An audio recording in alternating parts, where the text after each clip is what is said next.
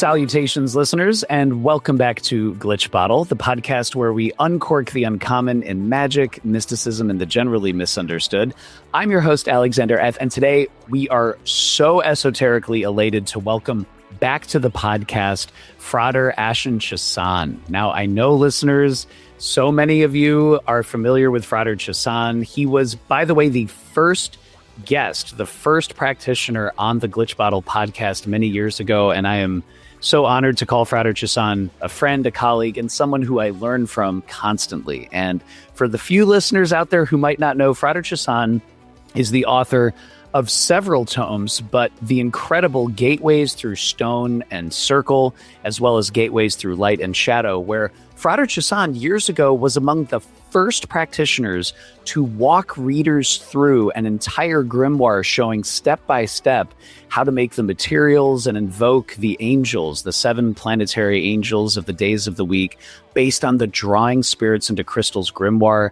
Since then, Frater Ashen Chassan has done incredible work with his scryer, Ben McStefan, and also he continues to challenge us. He continues to challenge us to think about what are we doing in our day-to-day practice? How are we approaching magic and esotericism? In addition to all of that, I know Frater Chassan has been no stranger to the Glitch Bottle podcast, been on at least 7 or 8 times, talking about things like banishing comfort, scrying, working as well with his wife Charity, talking about her journey into magic and so many other things.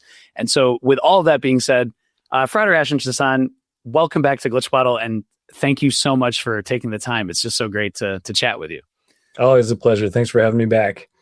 Oh, 100%. So we do have some awesome listener questions for you, which we can get to a little bit later. But something that you and I were chatting about in the previous months and even before that is so many topical issues, including AI. And I think someone might hear like, wait a second.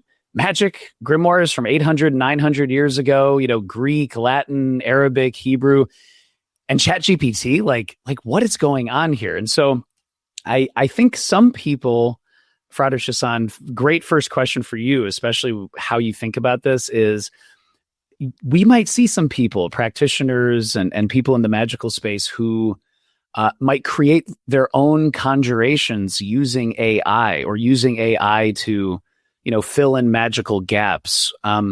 And while there's so many different examples of how to use AI when it comes to magic, can you, Frater Chassan, just tell us how do you approach AI, and is AI a shortcut to magic? Are there any shortcuts to magic? Any thoughts on all that? Yeah, this is a big topic. And to be honest, I'm not that well versed in AI. I've used it a little bit. But even my wife has used it a lot more, and it can be a useful tool. It really can. But I think with most things and like most technologies, there's just that point where if we're giving up a little bit too much for something else to do the thinking or the problem solving or the creation for us, we give away a lot of our power or a lot of our ability to work through something or to really own something. And in this case, magic, we have to be particularly careful, because if we don't have a firm grasp or I guess an involvement within the type of magic that we're studying, we're really not comprehending and definitely not apprehending what we're doing and what we're trying to do. So I would say it's a delicate process, and it's going to be, not standardized for everyone. But if we're using AI pretty much to work out, things for us and write the invocations or whatever it may be, it can even go down to the tool creation.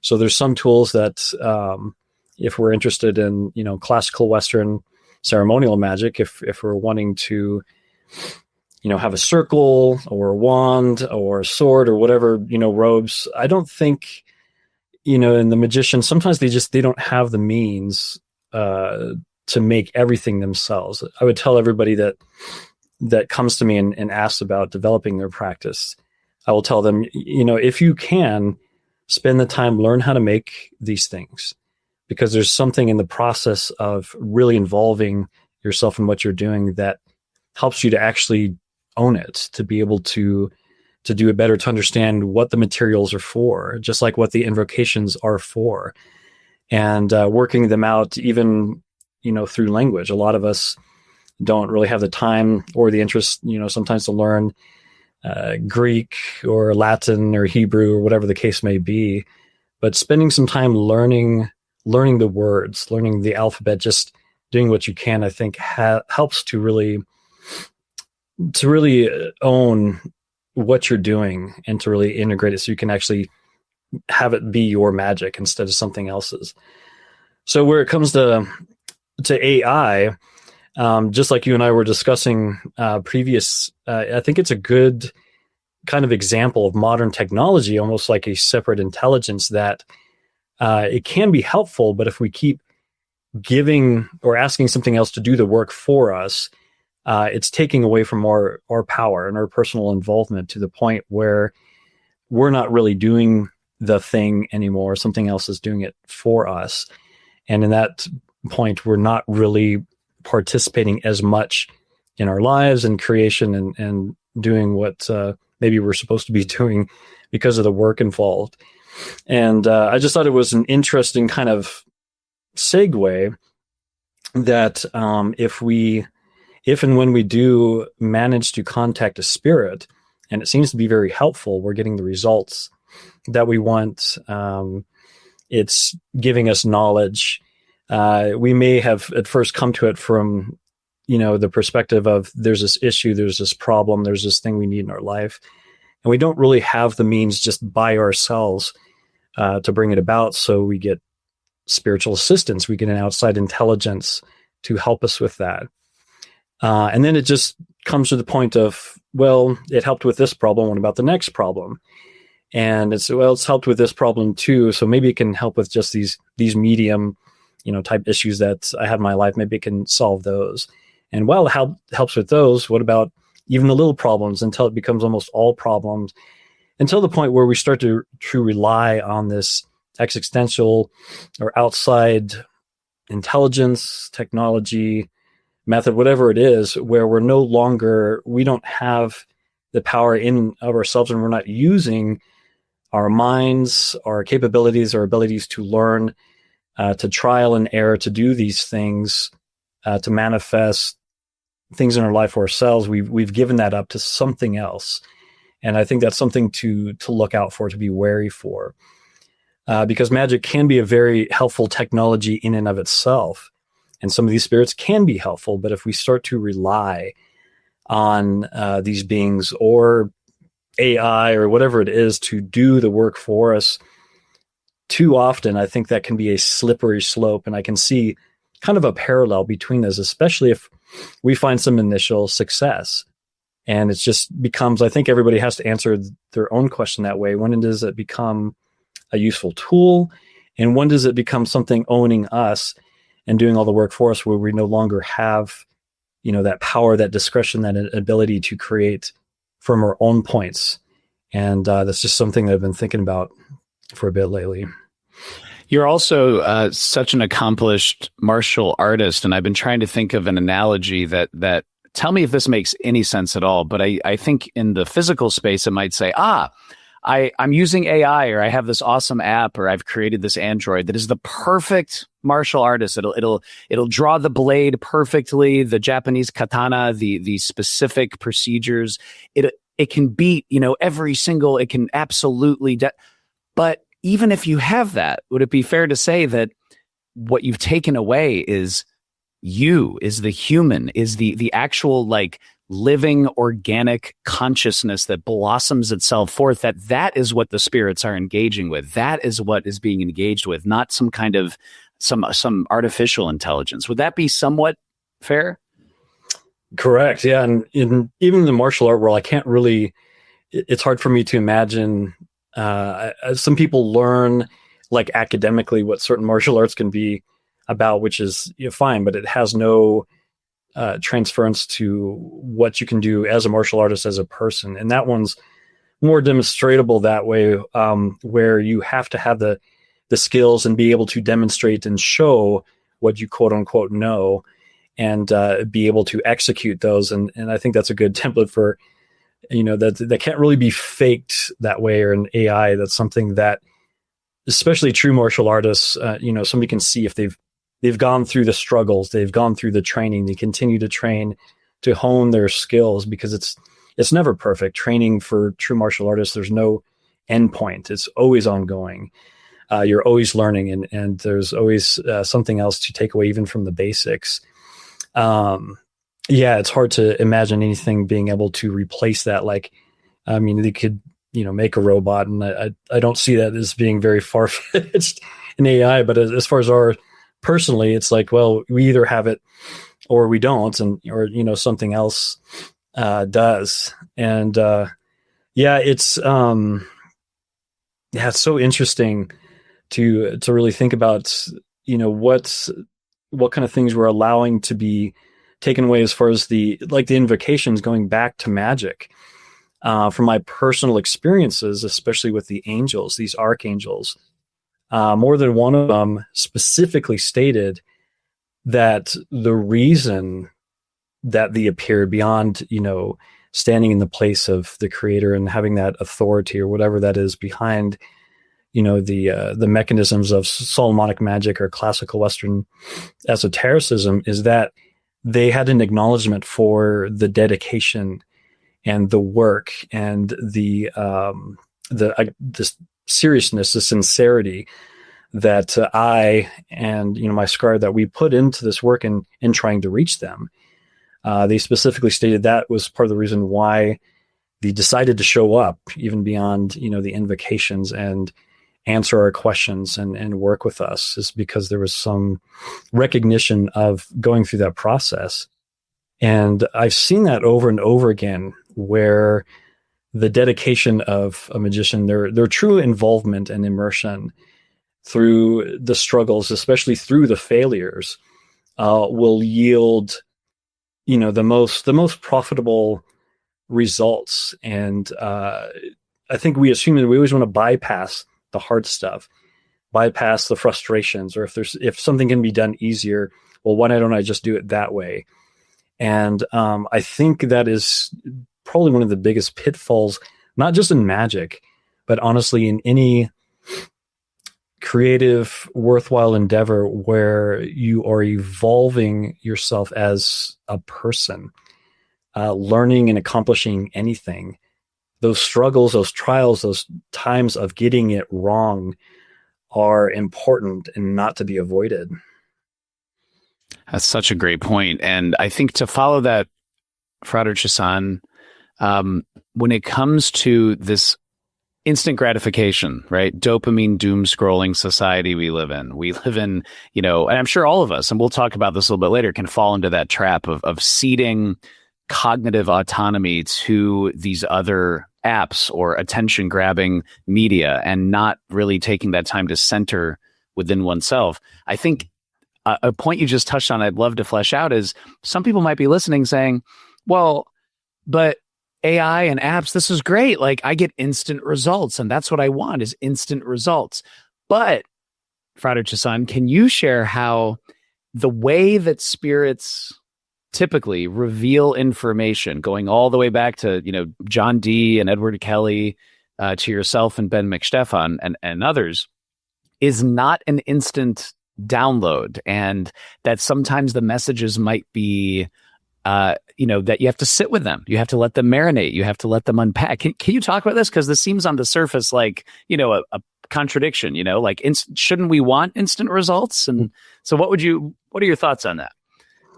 Yeah, I mean, it's such a big, just a huge topic, and with, I would say, the vast majority of my dealings with the spirits, with the angels, any kind of spirits, honestly, and especially where I'm asking for knowledge. And this comes from talking to spirit, like literally pretty much on an everyday basis. I'm very cognizant about the way in which I ask questions, my expectations for the answers of those questions, and also the responsibility and the utilization of that knowledge, should I get, specific answers. And what I mean by that is there is there is a desire to just simply want to know things, especially in this day and age. And I've seen it on social media and I have people who write me that, they write out and they just want to know something, and they have that expectation that, I'm just going to give them, the answer because they asked. And I see that a lot, and it's like, no, especially with some things, especially with things that have been acquired through hardship and experience. These things are treasures, and these are things that cannot be bypassed to truly appreciate the answers and the informations that have come out of trial and error and struggle and working through problems. And I think that concept becomes difficult. Maybe it's a generational thing, but even dealing with the spirits, when we've asked certain questions, we've been given beautiful responses, but not something that gives us the plain data or answers it in a simple, all-in-all way. It is more of other mysteries or allegories, or kind of paints pictures of things that we can stew around, that kind of can develop within our being of what does that meaning entail? What are we going to use with that information? How can what they tell us further us down a path of discovery, whether it's self-discovery or discovery for what we're wanting to know? And I find that especially the angels and such, when I'm asking questions for myself or for a client or whomever, there's usually the responses that they give more often than not are useful, but they're ones that require further exploration and action and involvement and dedication on our part, rather than us just getting the information and us having to do minimal effort after that. And I think that's important. I don't think it's the spirits, most of the time being evasive or vague, purposely simply to confuse or confound us. I think the transference and the exchange of information is intentional that way, and requires us to do certain actions or discover certain things so that the results and our learning actually become something that, again, I want to say own, but it's something that we, through efforts, that acquiring of information, it allows us to actually be something that we can utilize, that we've worked for, that we can comprehend, we can apprehend because we've worked through it. And we have this, understanding through the struggle to be able to acquire that. And hopefully that's making sense. But I have countless examples of, masterful people that have gone through countless frustrations and failures and working things through, even after getting inspiration, that they were that much better after working through these things and becoming masterful, eventually acquiring the knowledge and the experience or the results they were looking for. And every way that I looked at it, including for myself, there's not a way that could have been bypassed, or that it could have been avoided and still have the mastery, maybe the appreciation, even the true appreciation of what having that knowledge and experience and results actually entails. And I think that's another big point for the human condition, that within this instant gratification, and it's a psychological point, is we're pretty much all susceptible to it, that if we get something without the effort, its value significantly decreases. It's not very valuable for us. It's something that, we're glad we got, but its meaning, its sacredness, we're usually not encouraged to use it or to, really value it beyond that. And it's, kind of a thing that you find in this day and age about what does that knowledge really mean for you if it's so easily acquired. I think about what you and David Rankin and going all the way back to Dr. Joseph Lisusky talk about, which is subjective synthesis. It has many different titles. You and David talk about different ways to look at it, but exactly like hearing you share this, Frater Chassan, my thought was, how can you deepen and have those beautiful neural network connections in your own mind resonating with a ritual? If how can you have that subjective synthesis if you're looking for shortcuts all the time? I mean, I feel like an app or AI or any, again, AI in general, there are different uses we can talk about, but if you're always looking for shortcuts, then it's shallow and it's never deep, and there's never any resonance there, you know? Very strange. That I think it's that paradox. So thank you for unraveling that. And I think another question would be, so say to follow up on that, you were just touching on this. If somebody were to say, oh, well, you're the magician, you're the operator, you're reporting back, say some key information, and someone might say, oh yeah, but that's not what I asked for. It's okay. Obviously that is your messages. Sit with it, marinate it. If someone initially, the question would be, if somebody initially hears that, like, oh, well, that's not what I wanted, what is your advice for a listener out there? I mean, to sit with it. Is it journaling? Is it meditating? Is it thank you for the information, spirits? I'm going to go off for a few days or a week and more and just think about it. I mean, how would you, what are some practical tips that you might have for encouraging people to, sit with this information? I think a lot of it is about expectations and in our minds of what we think we're wanting. So I work with clients quite a bit. I would say the majority of the evocations, the dealing with spirits that I do for the past several years now have been requested from clients. They come to me with an issue, practical things that I know that the spirits are known to help with, whether it's for money, wealth, and sustainability that way, or for health reasons, or for relationship things, or whatever the case may be.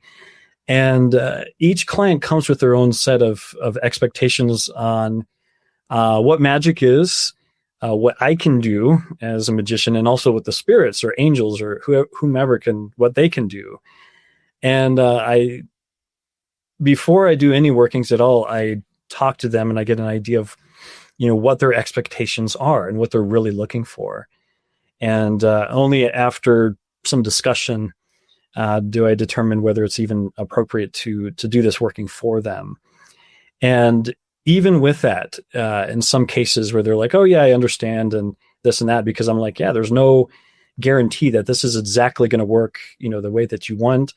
I've seen it do some incredible things. I've seen results that I personally, even still, that I would not have necessarily believed was in the realm of probability, maybe not possibility, but something. I've seen amazing things being accomplished, but not each and every time, and definitely not the same. It's never the same way for each client. It always develops in some sort of fascinating way.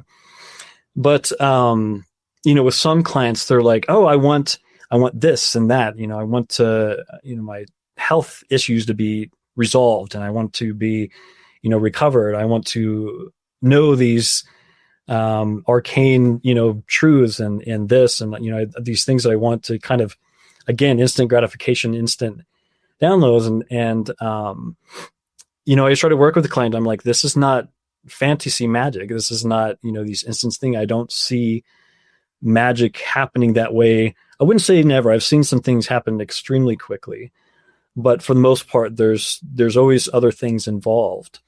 And I've had, unfortunately, a few scenarios where I've evoked, I've done the process, purification, reading, and I summon these amazing beings, and I'm relating the questions to the spirit and angel, whomever, and they reply, and they give some remarkable information about how they can accomplish what they want, but it requires their action and involvement, not their passive standby. So they give instructions and inspirations on here's to bring into your life what you want to have happen. And sometimes I'll have pages and pages of the responses of these spirits, and I'm like, wow, this is pretty incredible. Magical knowledge. Now, it's always debatable that that what I'm getting, that it's perfectly clear, it's been clear, and then it's applicable. But I do this working, and I give it to the client. But every so often, I'll give them. To me, it's still sacred knowledge. I had discourse with these beings that it never becomes mundane for me, and I've done it hundreds of times now, and it's an incredible experience. So to me, this is sacred knowledge. This is sacred exchange going on, and I give it to the client. And every once in a while, they're like, "No, that's not what I wanted. That looks like too much work, or that's not what I was asking for. I wanted to be healed now. I wanted to have mystic knowledge, now. I just want them to give it to me." And I have to leave it where it is with them, and I don't get upset or anything else. But it's just kind of to me, it's too bad, because they're missing. I'm like, wow, I hope they don't just leave it there. Some people might respond negatively or disappointment, but if they come back around to it, I don't know, maybe they'll pick up the results and start to look at it differently after some time has passed. So we have a tendency to react emotionally if we don't get what we want right away. But that's my hope. But that has happened a couple times where people are not getting the results or what they had in their mind about what these beings are going to instantly do for them. So it's been an interesting experience that way. But it's luckily those are the few examples. Most of the clients I work with, they seem to appreciate the information, and even though it shows some work, and there's not a set guaranteed timeline where it's they're going to get the full manifestation of what they want. And they're working through. I've worked with some clients who have done several workings, and the spirit has promised certain things, and they're it's been a long time. And I've actually just talked to a client recently who's become an associate of mine, that they're finally getting the results that they asked for. It's been a while. Some things had to move out of the way, but they asked for some pretty incredible things. And for that reality to manifest, it's taken a little bit of extra time, but it's wonderful to see, especially when they're patient and they keep working at it and they keep involving themselves.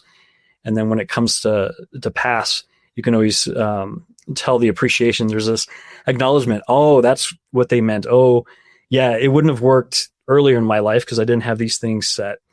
But, now this is manifesting in my life, and it works for this time, and this is why. And I see things working like that quite a bit. That's such a great point, because I and by the way, listeners, I know that so many of you are familiar. When you see Frater Chassan's posts online, when you see, say, a working that Frater Chassan might do for a client, I know many listeners feel this, but I'll just need to say it. Just the amount of dedication that you put in for the clients, Frater Chassan, is uncanny. Just the things that you've shared about on the podcast, things we've talked about. It's all of that dedication and work, and yet paradoxically, exactly on the other end of that, it's this expectation for instant, gratification. And I think, do you think this is also, it's just popped into my head, but that this is because of also the perception of magic and esotericism in Hollywood and in media, and right, everything is Harry Potter, everything is instant, everything is either on one side of the spectrum, magic is Tinkerbell, Disney, fairy dust, and on the other side of the spectrum, it's dark, rituals taking place that are very, very untoward and evil. But there's this beautiful actual tradition, the Solomonic tradition that you embody so well. And do you think maybe exactly this might go back to that, media consumption and just the expectations people might have when they might not be too familiar with the actual grimoiric procedures and preparations and practices as well? Yeah, for sure. Especially if they're new to magic and Western esotericism. And I get a lot of these messages, a lot of people, asking, they want to start out, and what do I need? And what do I need to do? And this is why I do offer consultations as well. And, really encouraging them to take the serious approach. And I'm like, well, if you're brand, they're like, I want to be a Solomonic magician, but I'm brand new. I'm like, well, there's a lot of reading, and studying to do. So a lot of times, because I don't have the time, I'm like, Dr. Justin Sledge, he's got an excellent channel. It's like, you need to, listen to him, first. And he's got countless, podcasts of kind of, taking, people through the historical significance and the actual manuscripts and records that we have. And then, really breaking it down on, these are the books that you really should read and check out. And I can kind of see where somebody is as far as, being a very serious, if they're really seriously dedicated to that. And man, that mindset, crossing back over to martial arts again, it is such a funny thing, because I find nearly 100% of the time, the person that has their eye on the image of the adept, and I want to get to the good stuff, and I want to be the master right away. Nearly 100% of the time, those people tap out within, a couple of weeks, or it's very short-lived. And it's the same exact thing in my martial arts. When I have people coming through my dojo, and it's been 100% of the time where they start, I'm going to be the next black belt. I'm here to get my black belt. I want to be the black belt. I even had one student, I want to be the next grandmaster. And they come in with these enthusiasm of, instantly eye on the prize and wanting to be that. Every single time somebody's come through the door, they've never lasted. They've trained a couple times and I never see them again. Same thing with the magicians, I find, or the people interested in magic. They want the fireworks and everything as soon as possible. And, when the work, starts to get drudging and they see how much reading and how much dedication this actually takes, just about every time those people are like, it's not for me. It's, I didn't realize it would be this much. And that really gets into the discussion of adepthood and the people I consider true masters of the arts, true adepts in magic and other walks of life as well. The people that have come a long way have suffered, and a quote that's not mine, but they've failed hundreds of times more than these other people have even tried. And that is definitely what I find that is a consistent thing for magical arts and other walks of life as well. That's beautiful. Yeah. It's people are so, I think, obsessed, or, it's kind of that joke. I know we've talked about it. You might see someone on a forum saying, I want to do an entire goetic ritual right now. Really? You do? Yeah. I want to follow it exactly in the book, or the Heptameron. And it's like, really? Okay. And then they open the book and it's like, step 1, fast for 9 days, go to confession, go to mass. Like there's all these things that immediately, and they're like, what? This isn't. And it's like, yeah, like there's this, I remember Frater Chassan, one of the first videos that you shared both in your classes and also talked about is, when you're consecrating holy water, and someone might look at that and say, oh, well, yeah, but you can get holy water. And why don't we just let's go to the big stuff. But dipping a glass vessel on the day and hour at dawn during a waxing moon into a rushing river, and incanting the words and imbibing it and bringing it forth and sealing it and asking blessing, just gathering the holy water is a consciousness expanding experience. And I think that that's one of the big things that you try and get across all the time, which is it really is those little things. It's all of this beautiful layers of simplicity layered one on top of the other. Would that be somewhat fair? In other words, don't focus. Sure, you can think about maybe some of the fireworks or anything, but the real focus is like, what am I doing now? What about the clay, the knife, the water, the salt, the oil, those kind of things. Yeah, exactly. And it's honestly the occult. It's the divine secret of magic. And I don't mind giving it away and telling it like, this is the secret, because the people who are going to do it will do it. And even if they have the secret of the information, like, here it is, here's the secret. The people who don't have, I think, the personality, the determination, the real spirit for this, they're not going to do it anyways, even with, again, the knowledge being given freely. And exactly as you say, the part of making holy water, understanding the correspondence and actually putting your hands on it, doing the exorcisms, doing, these liturgical and magical process to prepare the materials, doing the fasting, doing the prayers. All of it is laid out in the grimoires. I mean, it's right there. But the number of people I think that have looked and read through that going, oh man, look at all this arcane or old religious, stuff and all this. Let's bypass that and get to the spirits.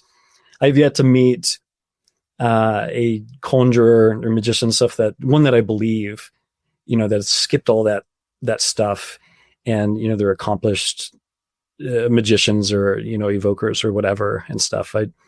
I'm always highly skeptical at very best with that, because this process is regardless of your appreciation for the religious undertrappings, or cultural or dated involvement and piety, whatever your perception of it may be. I mean, I came upon it the same way, but I'm like, there's something here, and maybe it was intuition or whatever. I was like, I need to not only try to understand this, I need to do this, whether I totally believe and or gung-ho in this mindset or not.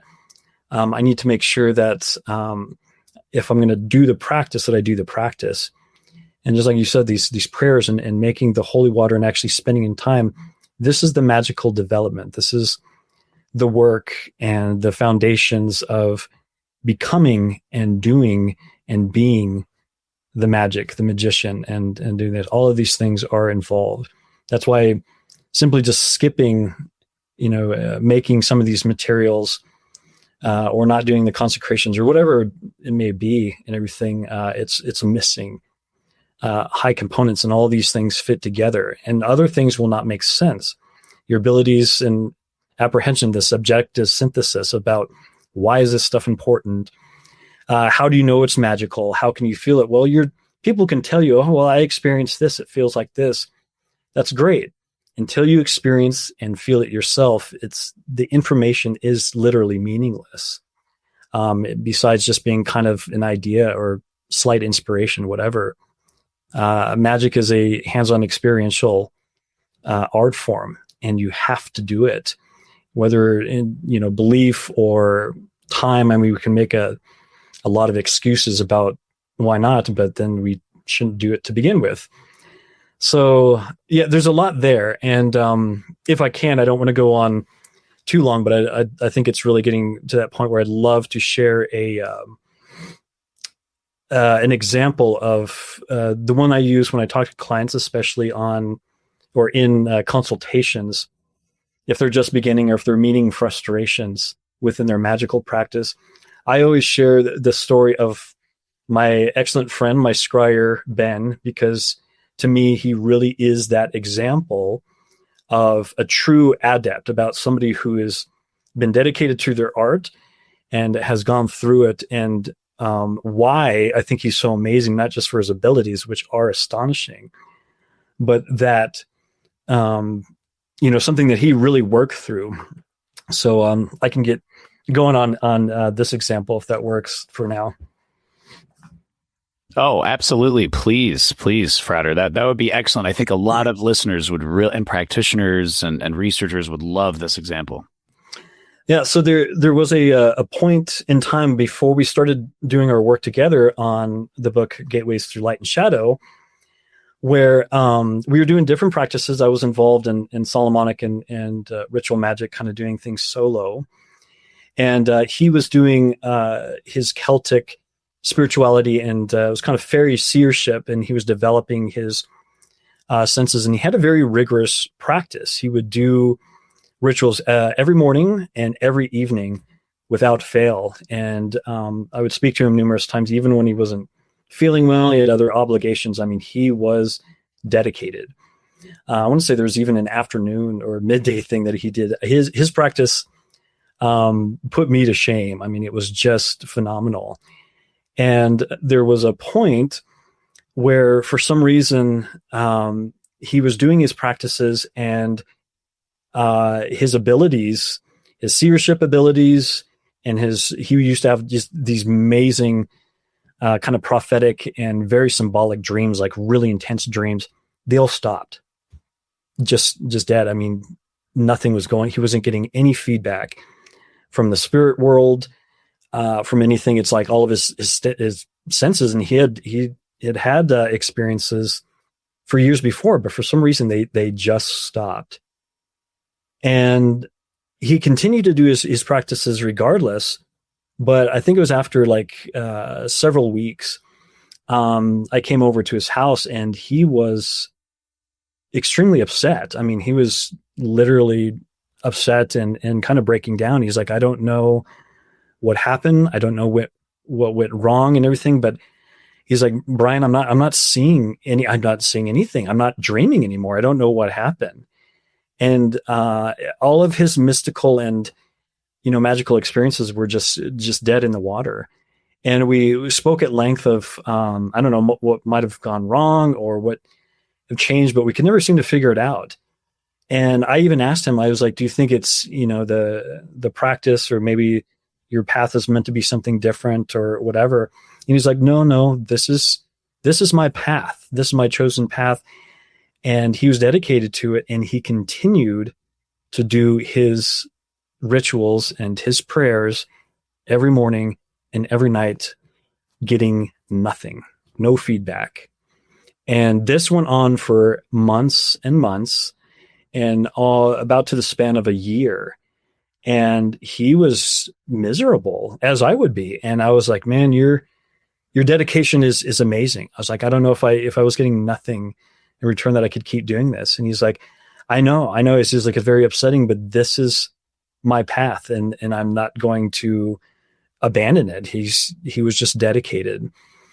And at some point, near to the span of a year of constant practice and getting nothing, for whatever reason, things clicked, and he had the most profound, I don't know, like reawakening. And I can't remember the details of the experience, but where he had a very, very clear vision of one of the spiritual deities that he was very close to, and his practices and his abilities took off. And it was shortly thereafter that we started working and doing the work for the book. And he, his visions and every time talking to him are some of the most profound that I've ever had the chance to listen to. But I share this story because every time that I talk to a magician or somebody that comes to me for a consultation, I point to Ben, and I'm like, this is an adept. This is a master. This is the person that is so dedicated to their practice, even when they're getting nothing, they're not abandoning it, and they're still doing their practice. And that's the example of what I think a masterful adept is. It's somebody that they don't get glory and fireworks and stuff, all the time, and they're just able to perform things at a whim. There's somebody that has gone through significant struggle, and will not stop. And the people I think that I truly appreciate, that I see as masters, those are the people that have gone through the darkness, that hero's journey, that dark night of the soul, whatever it is, and has really, suffered and come out on the other end, more masterful than ever before. They've continued with it undeterred. And that's kind of what I try to paint the picture for people that, they want to experience some of these things. They want to see some of these things. It takes that kind of personal forging, I guess you'd say, to actually make it, in these kind of respects. And there's no bypassing that. There's no shortcut. There's not anything that can do that for you. You have to go through it and be committed to that involvement. And I think that's the point that I'm really trying to get at. These technologies, tools, everything, I'm not saying they can't be used, but I'm saying that there's no replacement for the actual human journey of going through these trials to actually become an adept. Nothing can make you an adept. You must become it. Ah, and personal forging, just forging in the fires of will and determination and letting go of not only the lust for results, but just the expectation of, oh, I should be experiencing something. I should be having that, killing that daily in the rituals and or the, morning, noon, night procedures Ben was doing. That's so inspirational, Bryan. And actually, let me skip around here because a listener question directly related to your last point is someone who I know with our conversations that I've had with them is incredibly dedicated. We have a listener question for you, Frater Chassan, from Andre. And Andre is asking and saying, hey, Alex, what's Frater Chassan's suggestion for someone who tried conjuring a few times with no success, or perhaps some tips, books, or exercises on becoming more perceptive of a spirit's arrival? Or maybe should I try an easier or more easygoing spirit or ritual? And there's a little bit of context that Andre provided, which is the times I tried conjuring always outdoors, I paid attention to everything I could, but it's a little tricky to know whether that breeze was just a normal breeze, whether the temperature drop in me was suddenly, maybe was it me seeing my steam, if that was normal, or whether the persistent noise behind me was just a hedgehog in the bush. So any thoughts on that in terms of that adepthood and embracing those, non-result kind of situations? Yeah, for sure. And it's definitely something that has different parts to it. And first and foremost, I would say that when it comes to conjuration and doing this work, I take kind of the most unpopular opinion because I'm not going to be the author that writes this book. Like, anybody can be, a summoner, and anybody can evoke spirits and have them do things. I honestly have never believed that, and I continue not to. I think that's a ploy that, this, regardless of the interest or fascination, first and foremost, is not for anyone. And even if somebody, there's going to be several people that even if they spend their whole life trying to do it the traditional way or any other way, even a modern way and everything, they're simply not going to be able to achieve what they hoped, as seeing a spirit. And, that can be a little daunting, especially for somebody who's, really wanting to achieve this. So when clients come to me and everything, one of the first things I always ask them is, have you ever seen a spirit or ghost or had, paranormal experiences to begin with? And that's kind of a big thing because that kind of gives me a chance, or they call to this kind of work. And I do believe that, magicians, some things can happen, experiences in life, near-death experience, yada, yada. It's a whole nother topic that can change somebody's life and be able to change their perceptions. But there are people that come in this world with the aptitude to be able to perceive the other side, the other world, spirits and all its denizens. And some people just, they do not, and they cannot, and they're not supposed to. I don't really believe that everybody's meant to do this kind of work, that kind of round. So it's a kind of a starting point. Now with that, I tell people that I grew up having paranormal experiences, seeing spirits, even within my family, countless experiences, and that my first solid attempt at Goetia and everything, I achieved nothing. There was no indication. I walked out of the circle without any, banishing without a worry. I was upset. There was no slingshot effect or negative recourse. The spirit, it was a dead experiment. It did not work at all. And I was really upset. And I had to go back and really look at things. And I didn't even try Goetia for, I think, several years until I had success in another art form, so on and so forth. But I share that because even with somebody that has abilities, there's no guarantee that they're going to be successful magicians and be able to do this, even if they follow, the exact procedure of historic or modern versions. So there is that aspect. So if he's, been trying experiments and he's really not getting anything, first and foremost, good that he's not trying to stretch his imagination and, think that the breeze is a spirit or whatever.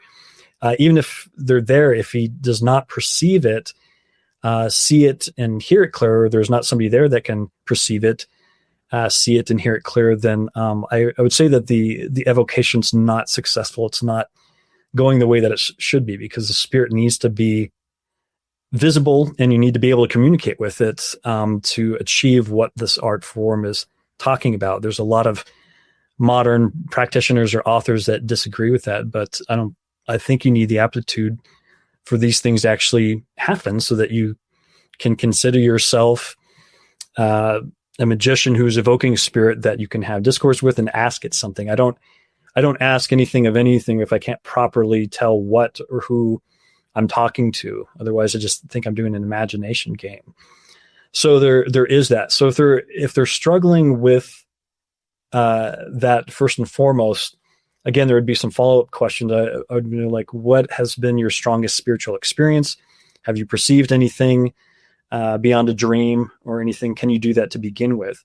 If no, then I would say that, learning evocation and kind of practicing, that's fine, but I would spend more time on developing your senses and being able to see that if your mind can actually perceive and really encounter spiritual beings to begin with and understand, what you're dealing with. And that can simply be, there's ways to do that. I don't recommend, other people have done it through drugs and, existential substances to help.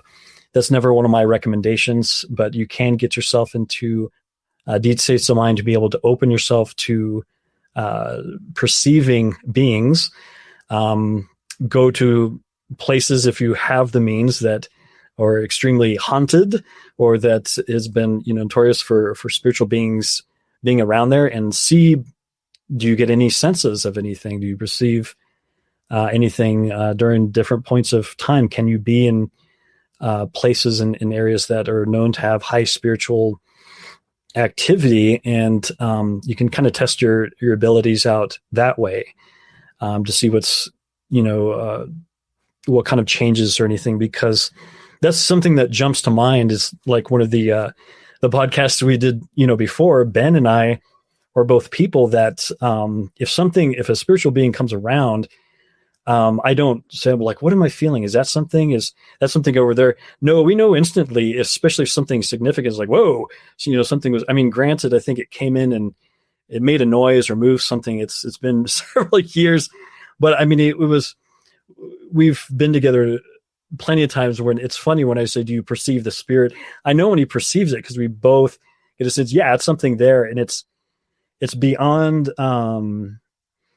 it's hard to put into words, because it's a sense. They're like, there's a spiritual being that's here, and there's something within us telling it's here, and you can feel it. It's been so many times and so many years that I don't try to question or break it down rationally. It's a intuitive response, and he has it too, and it happens simultaneously. So having to start there, you need perceptions and things there to begin with. And then, yes, there's ways to develop your sight and in practice. And, there's going to be some books, but again, it's not for everyone all the time.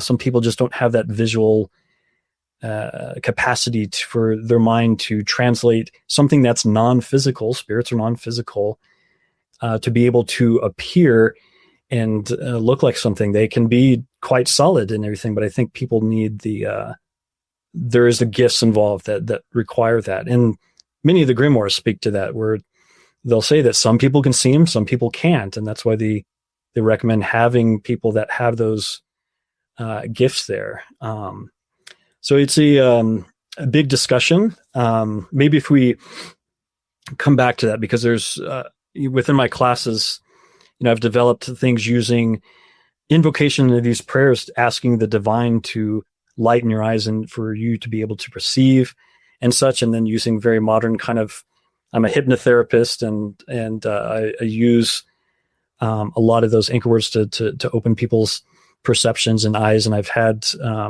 students and stuff say that, hey, this really worked for me. This really got me to that next level to be able to see and to hear the spirit. So yes, it can be developed, and there's ways to strengthen this, but it's again not an instant easy fix. It's usually something that requires dedication and just kind of focusing on that to be able to see if you can go through those doorways and prepare your senses to do that, because it can be nerve-wracking and it can cause a lot of issues once you're aware to the spiritual world, and once they're aware to you, that causes a lot of dynamics in one's life that they may have thought was cool, but it can complicate things dramatically.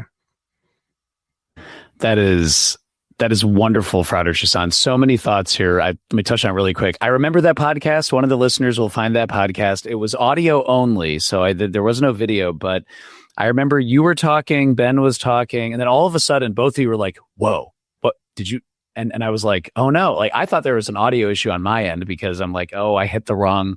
And it was no, both of you simultaneously experienced that, which was so powerful, because it really talks about a process and an attribute that you talk about, which is that kind of esoteric gravity. And like, so if you have people in if you get enough people together who have this kind of ability, there's this like almost like the density of a star. It kind of pulls in other engagements with the spiritual realm. So that was absolutely incredible. And definitely listeners too, let me pause here and just say, check out the video and podcast descriptions for Frater Chassan's, not only his consultation information, but also an information below on Frater Chassan's classes.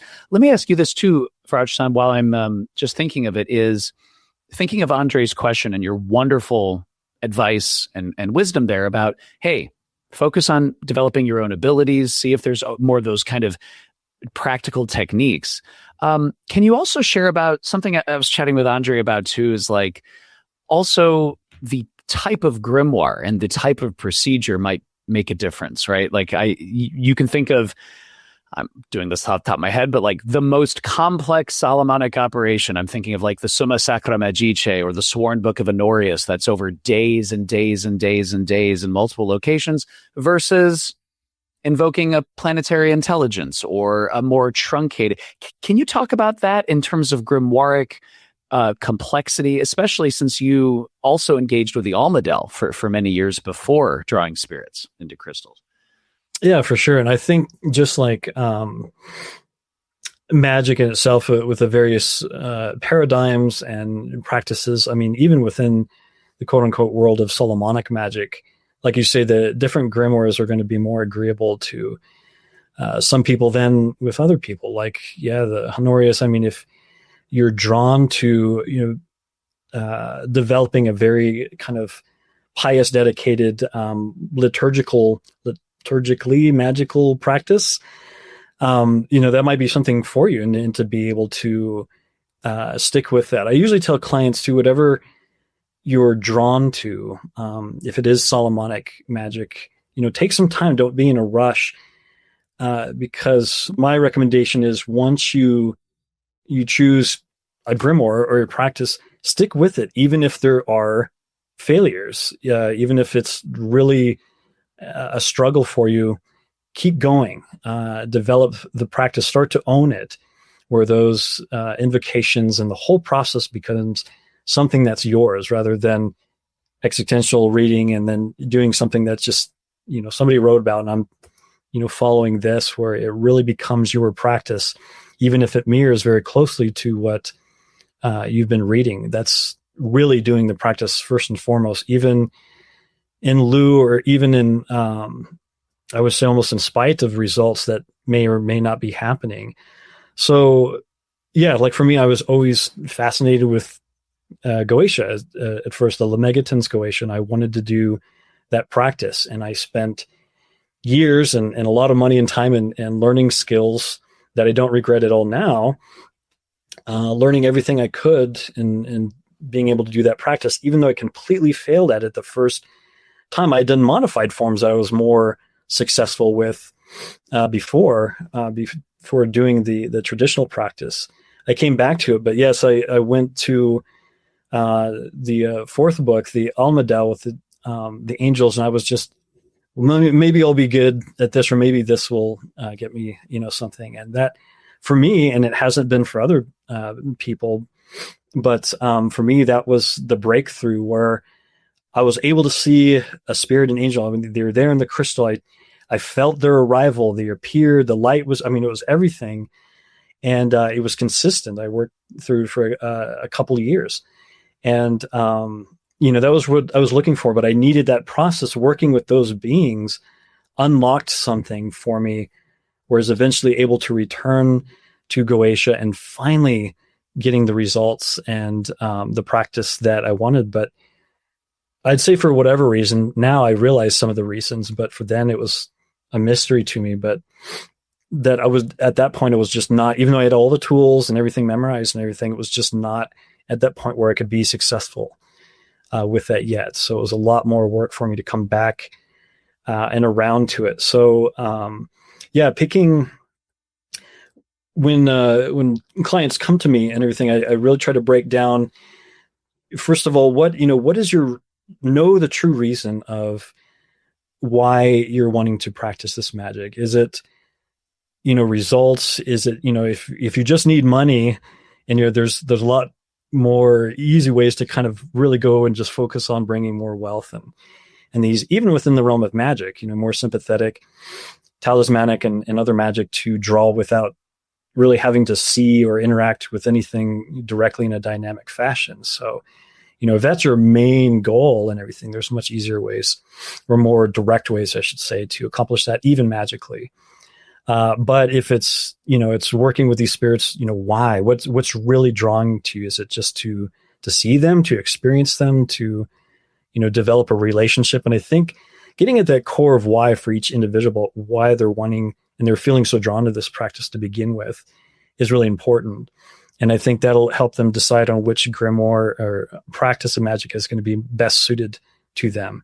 But they have to be brutally honest about what's the true, desire here for doing this kind of practice. And then from then, what kind of aptitudes do you have to actually do this practice? Because I've had some people that are gifted, they've seen and interact with spirits, but they're just at their point in their life, they're in a tiny apartment, or they have, a very small place, and they have relationships, maybe lots of kids and all these social things going on, where Solomonic, liturgical practice, I'd say you can heavily modify it for it, but you're not really in a life situations that's going to be very conducive to this type of magical practice. It's just not. It's going to create a lot of, conflict, probably, especially if you're trying to manage all these social, relations and things that you have going on and everything. It's going to cause more challenges than benefits.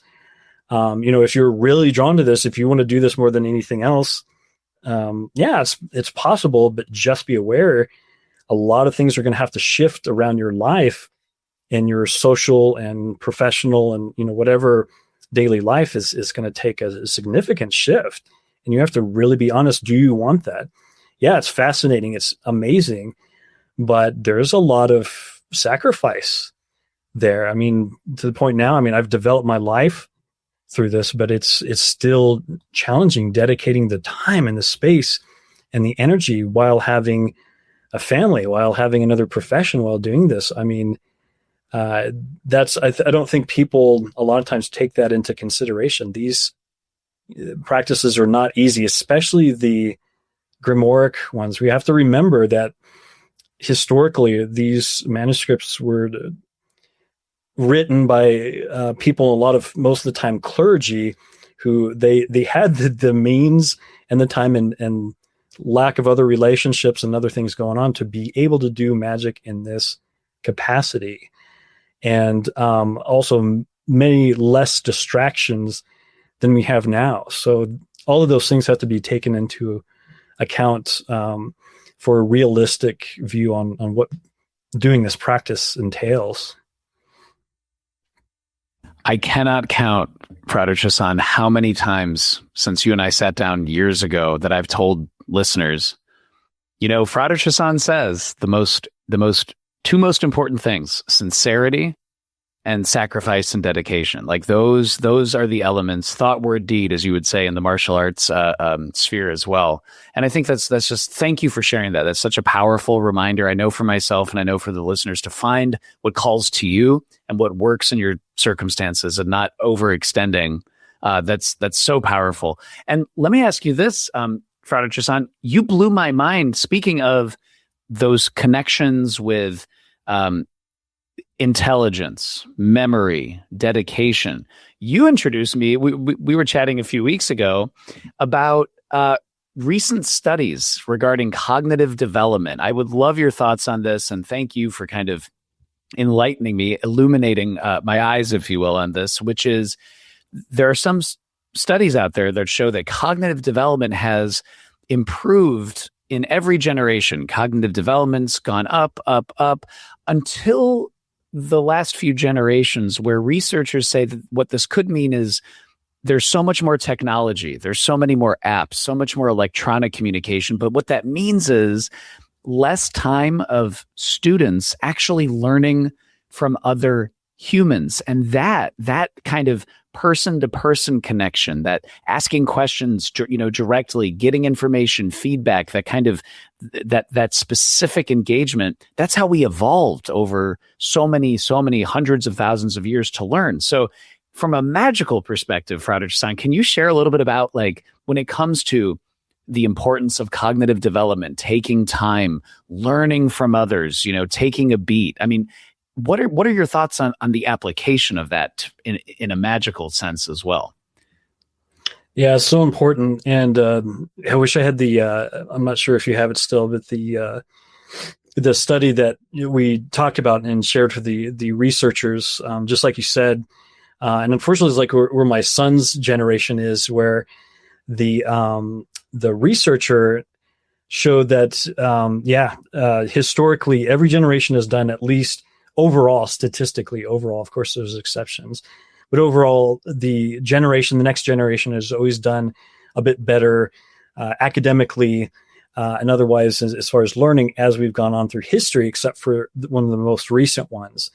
And it was looked at, why is this the case? Why is this generation doing worse across the board academically and professionally and cognitively?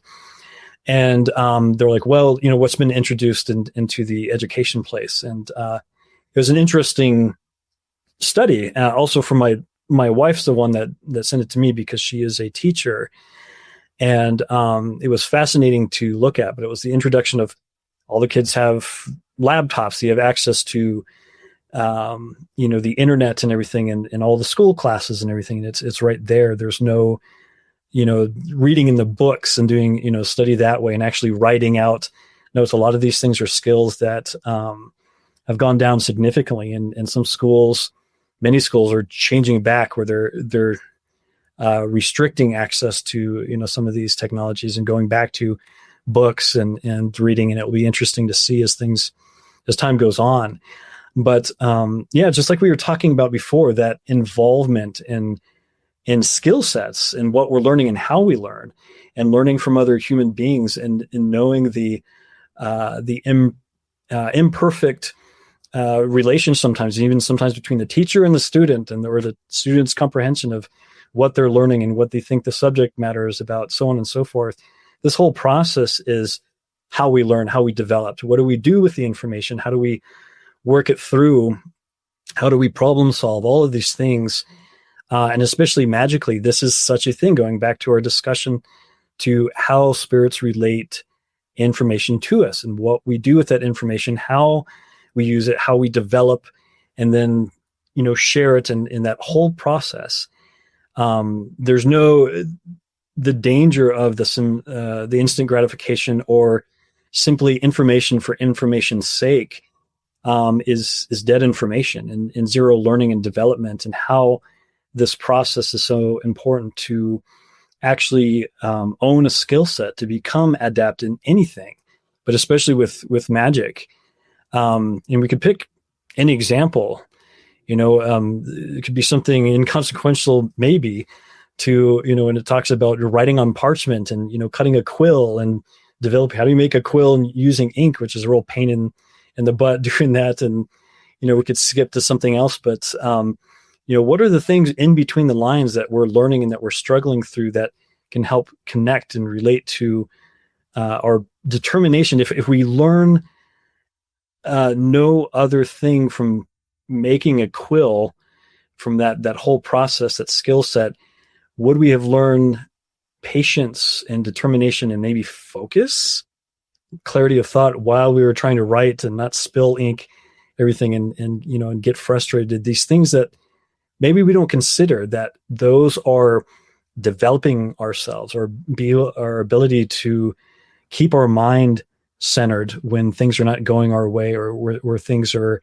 novel, or whatever. I mean, there's so many things that can be lost that we would not consider had we not gone through the experience. And this has definitely been, I guess, what I've been preaching through, Solomonic magic of, learning to sew and do all these things that, it's still, I don't do these things professionally beyond magic. I do them in my magical profession for things, but, I probably would have never made talismans and everything. It's been an ongoing thing. I would have never known that's something that I could do and that they would work, until I tried and suffered through in my earliest talismans and my handwriting and everything. I had to develop and work through this and see how it actually functioned, to actually be able to claim I could say anything about making them and having them function. So it's, it's such a big and I think important topic that if we're not paying attention, we could easily miss.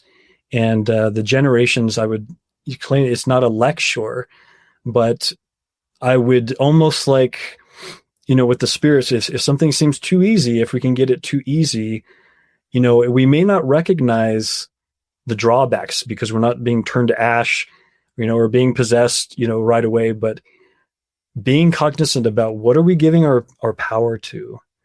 What are we really giving our efforts to? And, we can make excuses to that, but if we give with things are doing things for us, or if we're not spending the time to struggle, what are we truly actively doing as our contribution in reality, in this play that we have in life and everything? What are we putting forth? What are we giving to the world of ourselves? And I get it. It's not pretty because we're vulnerable. We show failures. We show inconsistency or parts of ourselves we don't like, or the frustrations. Those are going to be there. But, that's the medium we have to work with. And if we truly want power, we truly want to just shine in whatever capacity of what being a magician means, is taking that risk, daring to fail and daring to move forward and do the work. Thank you for sharing that, Frater Chassan. I mean, listeners, I hope you appreciate that as much as I do. Protecting your power, not ceding it, and keeping that human-centered focus, not excessive AI or bots or anything else, but keeping it in that engagement. I think this leads, Frater Chassan, to another very important topic, which is, speaking of protecting your power, politically, global affairs-wise, right? The world seems like it is bathing in entropy and chaos, and there's so many things competing for our attention. There are so many things happening. And politically, people can get sucked into dogmatically adhering to specific politicians or individuals, or even taking it a step further, they start forming these cults of personalities that are just even more dogmatic than religion in many ways. And that is such a hazard, cognitively, physically, spiritually.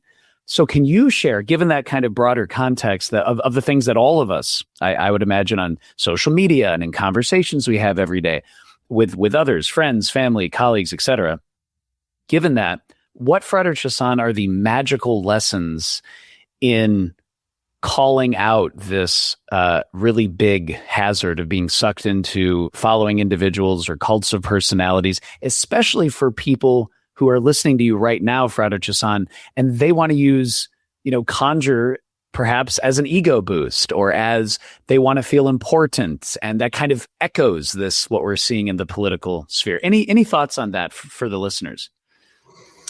Yeah, and this definitely could go off the rails easily if I'm not careful. I think most people who know me kind of get an idea of where I come from. And honestly, for the longest time, politics is something that I try to stay out of and be around. But my background is in psychology and understanding the way people functions and everything. So it's frightening, even though it's expected. It's unfortunately it's a cliche, but when I see things moving in big ways of very textbook psychological ploys to get people into a group of mindthink, I get very nervous about that, if not disappointed, especially if it seems to really go in a negative way, which I've been seeing a lot of examples of now.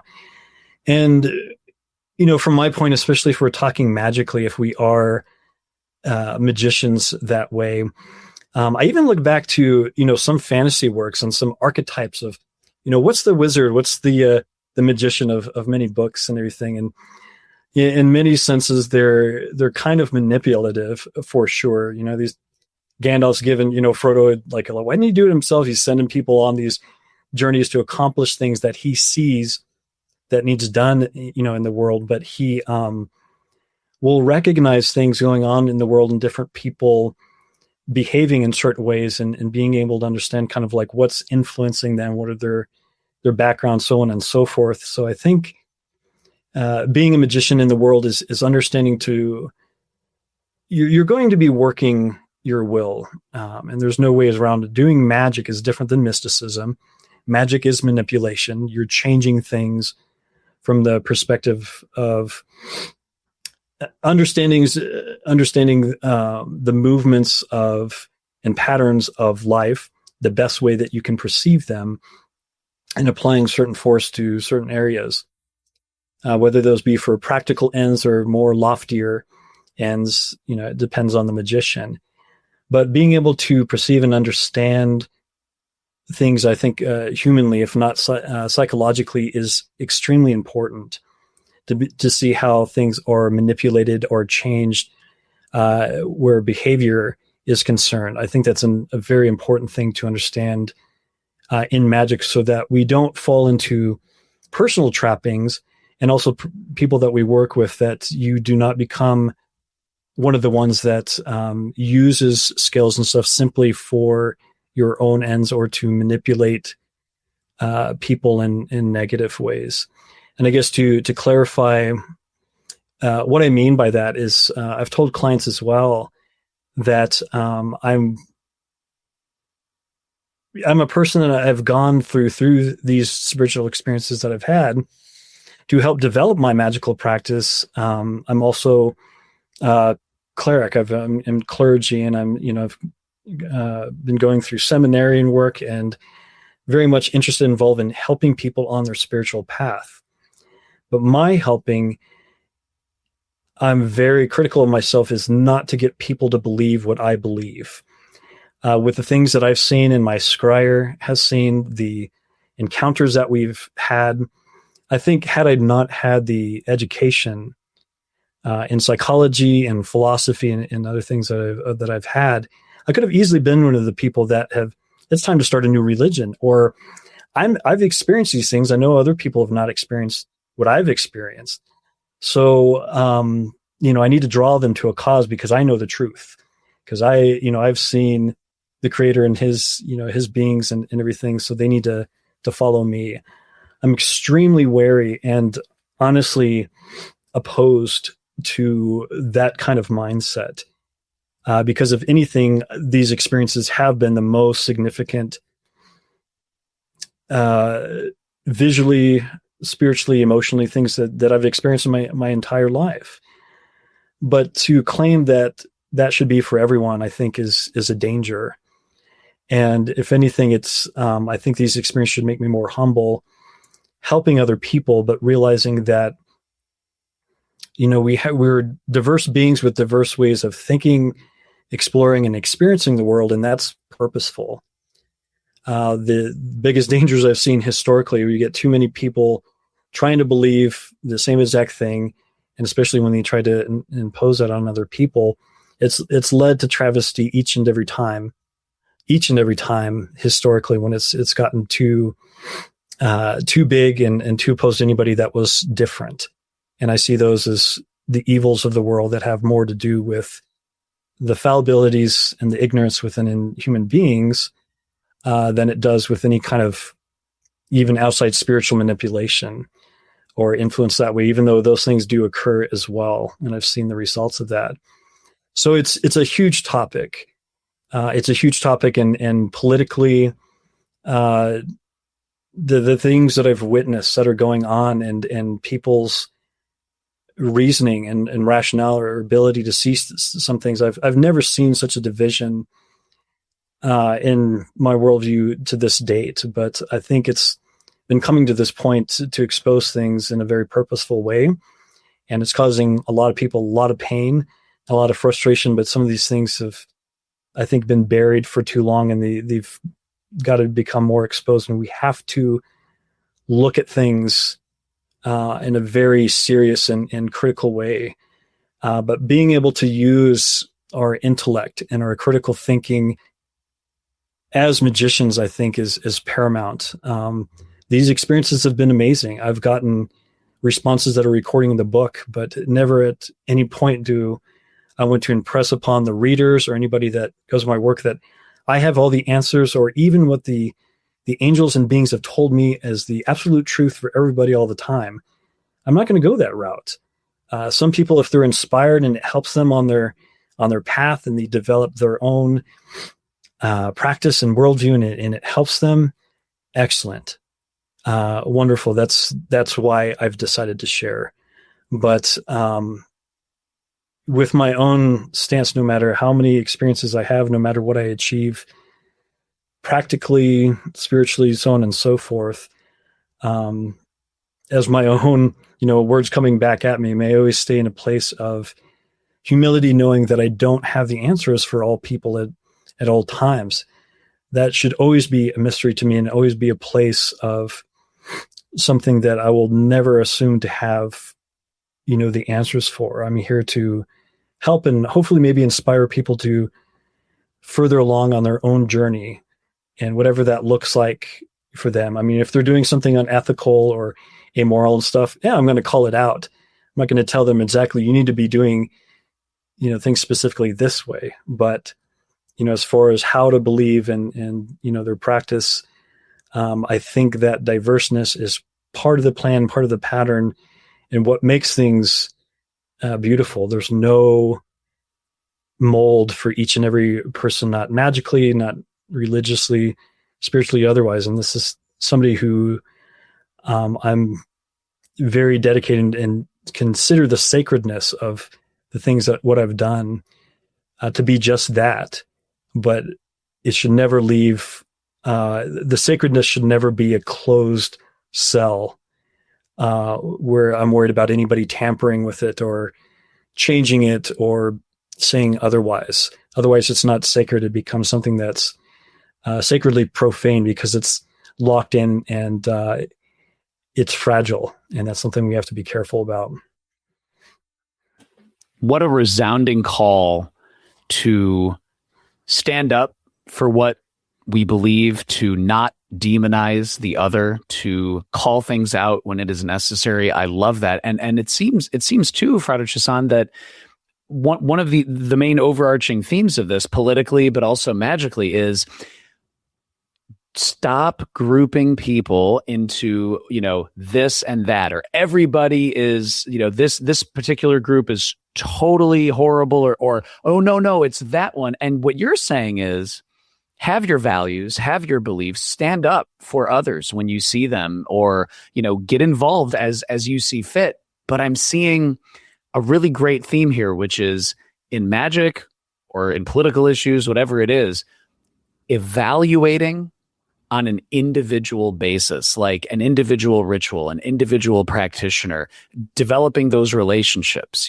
There's one of the things that you've always said, and I love this. I think you said this on the first episode we did years ago, but you said, I'm totally going to butcher it, but it was that, on the altar of the esoteric, this kind of flame burning on the altar, this eternal flame, there's, a 60 trillion veils, but when you pull a veil, there's always another veil. And that's like embracing the mystery. I love that. And I just really appreciate that level set, both on a political level, but also on a magical level, Frater Chassan. And I believe too, let me ask you this. Obviously, this is going back to Gateways Through Light and Shadow, but I believe when it comes to the messages you've received from spirits in this area, I'm thinking of course, the very holy spirit of the eighth orb or the starry heaven, Raziel, the secrets of God.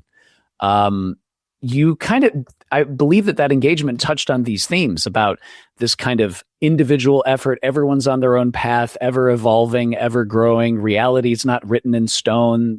Can you share a little bit about how some of the feedback that you've received ties into these themes for politically, how to think about politics, how to think about magic? For sure. And I'm glad you brought that up too, because a point that I was like, I really need to reiterate or to make is for, regardless of the angel and even the goetic beings, if I could link a theme or a response or a feedback that I've gotten from working with all these beings is, what are you using this for and how are you using this for other people? Over and over again, if I could give a theme for, what this, especially the angels are, these seem so concerned about what are we doing for other people? So within that, as my own challenge and challenge to anyone, whatever you're doing is, whether it's religious, political, or other ideologies, anything that we adhere to, whatever, what are the actual actions when they're displayed, regardless of what's said, but even sometimes what's said, but what is said and done, how are these actions impacting other people? How are other people treated? How does your magic involve other people? And then coming as a martial artist, I'm not airy-fairy and everything. I mean, sometimes things need to be happen that influence emanation of severity is part of our construct. It happens. It's needed. Sometimes things need to be torn down. Sometimes things need to happen. So it's not love and light and stuff all the way. That's not what I'm saying. But overall, your practice, your mentality, your beliefs, what you adhere to, how does that impact other people? How does that impact people that you may not understand or agree with totally and everything, but how does this affect other people? And that's always something to think about. So it's always a balance. And going through that, especially with Raziel, and I was reviewing that part in my book because I remember how I felt emotionally, how both Ben and I, it was a very intense experience, both visually what was seen, but also what the angel said. And it was less, in some ways, it was less ambiguous and very, very direct about what I was using my abilities for in any kind of influence or somebody learning from me or watching me or caring what I had to say. What kind of messages were I conveying? And the angel was very direct on, you're using this to either influence or to inspire or to assist people in living through their purpose, through the ideas of the creator, whatever that may be, in that particular capacity, or you're not, or you're not reaching them, and whatever they're doing, has not to do with the story or through the design of what this unfolding story of creation is all about. I had to go back and reread that because it was very direct and hard to take in a very open-ended and all-inclusive, I guess, ideology. The angel is very specific, and I just have to take what was related through my scryer that way. Is, this magic and what you're doing, there's an idea and story that you're giving back to the source and through creation and assisting your fellow man. And he broke it down, the angel broke it down in two ways. And it was either cruelty or it was charity or compassion. Cruelty or compassion. And if you had to make that hard delighting, and with every action, with every thing that we're doing, which end are we, which path are we walking? And of course, there's going to be variance, and there's times we're going to fail. There's many times that I've failed, or I would say that I've chosen cruelty over compassion, if we want to look at it that way. But the angel is very much on, we're doing magic, we're doing relating socially, whatever we're doing. Those two considerations should be, what are we doing? Is this for compassion or is it for cruelty? Or ideologies, is it for compassion or is it cruelty? Or are we building things up or are we tearing things down? Are we building somebody up or are we tearing them down? And that's not to say that sometimes things and sometimes people need to be torn down. I'm not discounting that. But we should be conscious of that and really being conscious of ourselves and the kind of things that we're professing to be or to do or to follow or to believe. All of these things should be examined, that self-examined life. And this angel is very specific about how magic was being used. What are we consciously doing with it? And, how is that evolving you talked about the story and about this reciprocal thing about, we're placed on here. If we go the Gnostic route, we have that divine spark, that emanation, that sacred flame. How are we letting that shine for people? Or are we more interested in putting them out for other people? And that always comes back to me as I reread that chapter. And it was a very serious discussion, especially coming, I think the angel emphasized the severity of those conscious actions and decisions that we carry out. If nobody else, then for me, then I just take it on for me, because I can't be asleep hearing that. I was like, well, that was a nice discord from the angel. I'm so glad, they talked to us. But if I left the information just as that, then it's dead in the water. But I have to be personally reminded about what I'm doing and why. And I think that's what it boils down to, beyond complexities, is compassion or cruelty. That is beautiful.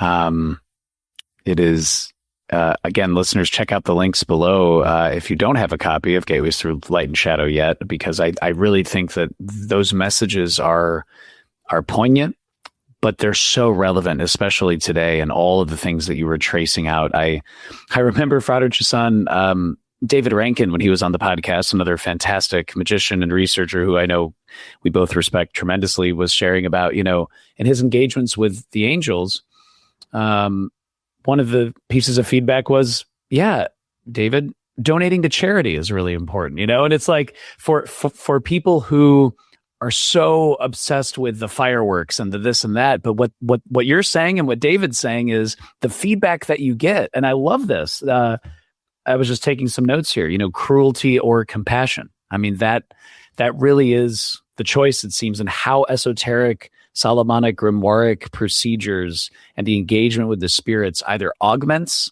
compassion or detracts from compassion. Would that be somewhat in the ballpark? Yeah, definitely. Yeah. Oh, it's beautiful. Thank you for sharing that, Frater Chassan.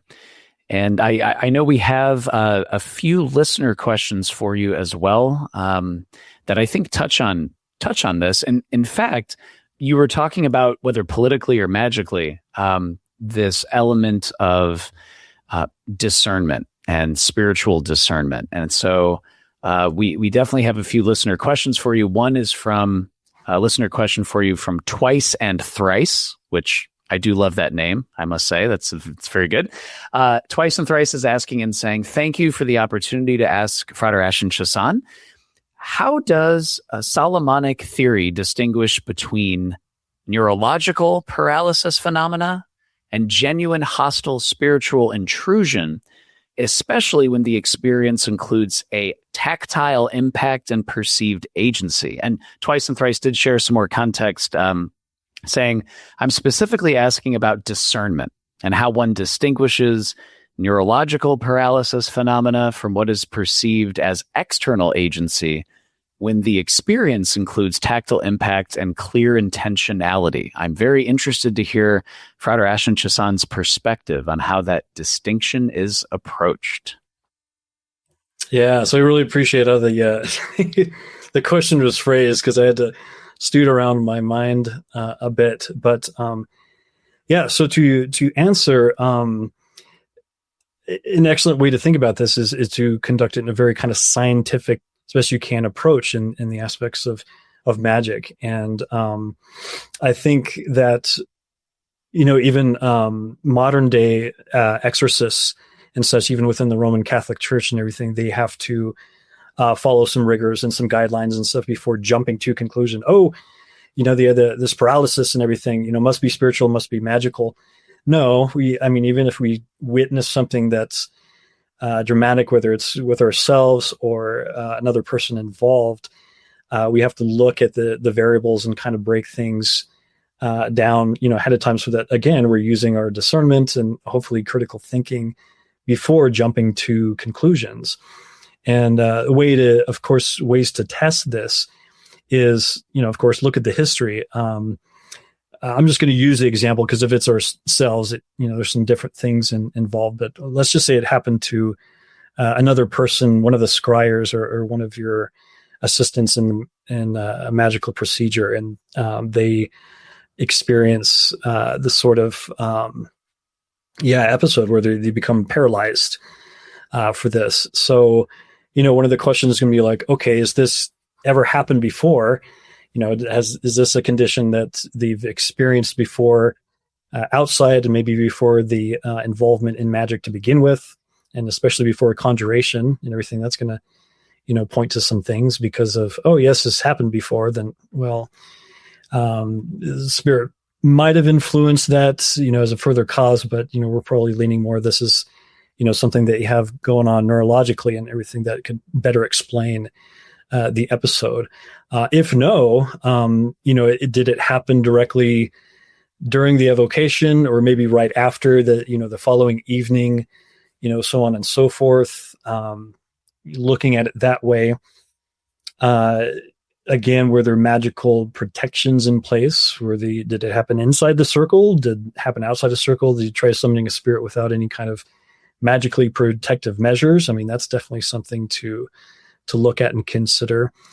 If it's something that could, I guess, be tested further, would be, bringing magically consecrated objects near them. If it was somebody else, you'd have to be in the room with them, while it was happening this first time. And also, does it happen multiple times since the evocation? Maybe it could be a situation where, man, every night they experience this paralysis, or during the day sometime, whatever. But if you had the aptitude, if it was continuing to go, and they're like, I'd never experienced this before, and this is happening, I would try to bring, without them knowing, magically consecrated pentacle of Solomon, something that to that effect that should have an influence over any kind of spiritual manipulation or attack on a person, and see if their behavior or the symptom or the paralysis, is there any change? Yes or no is going to tell me more about what's going on there.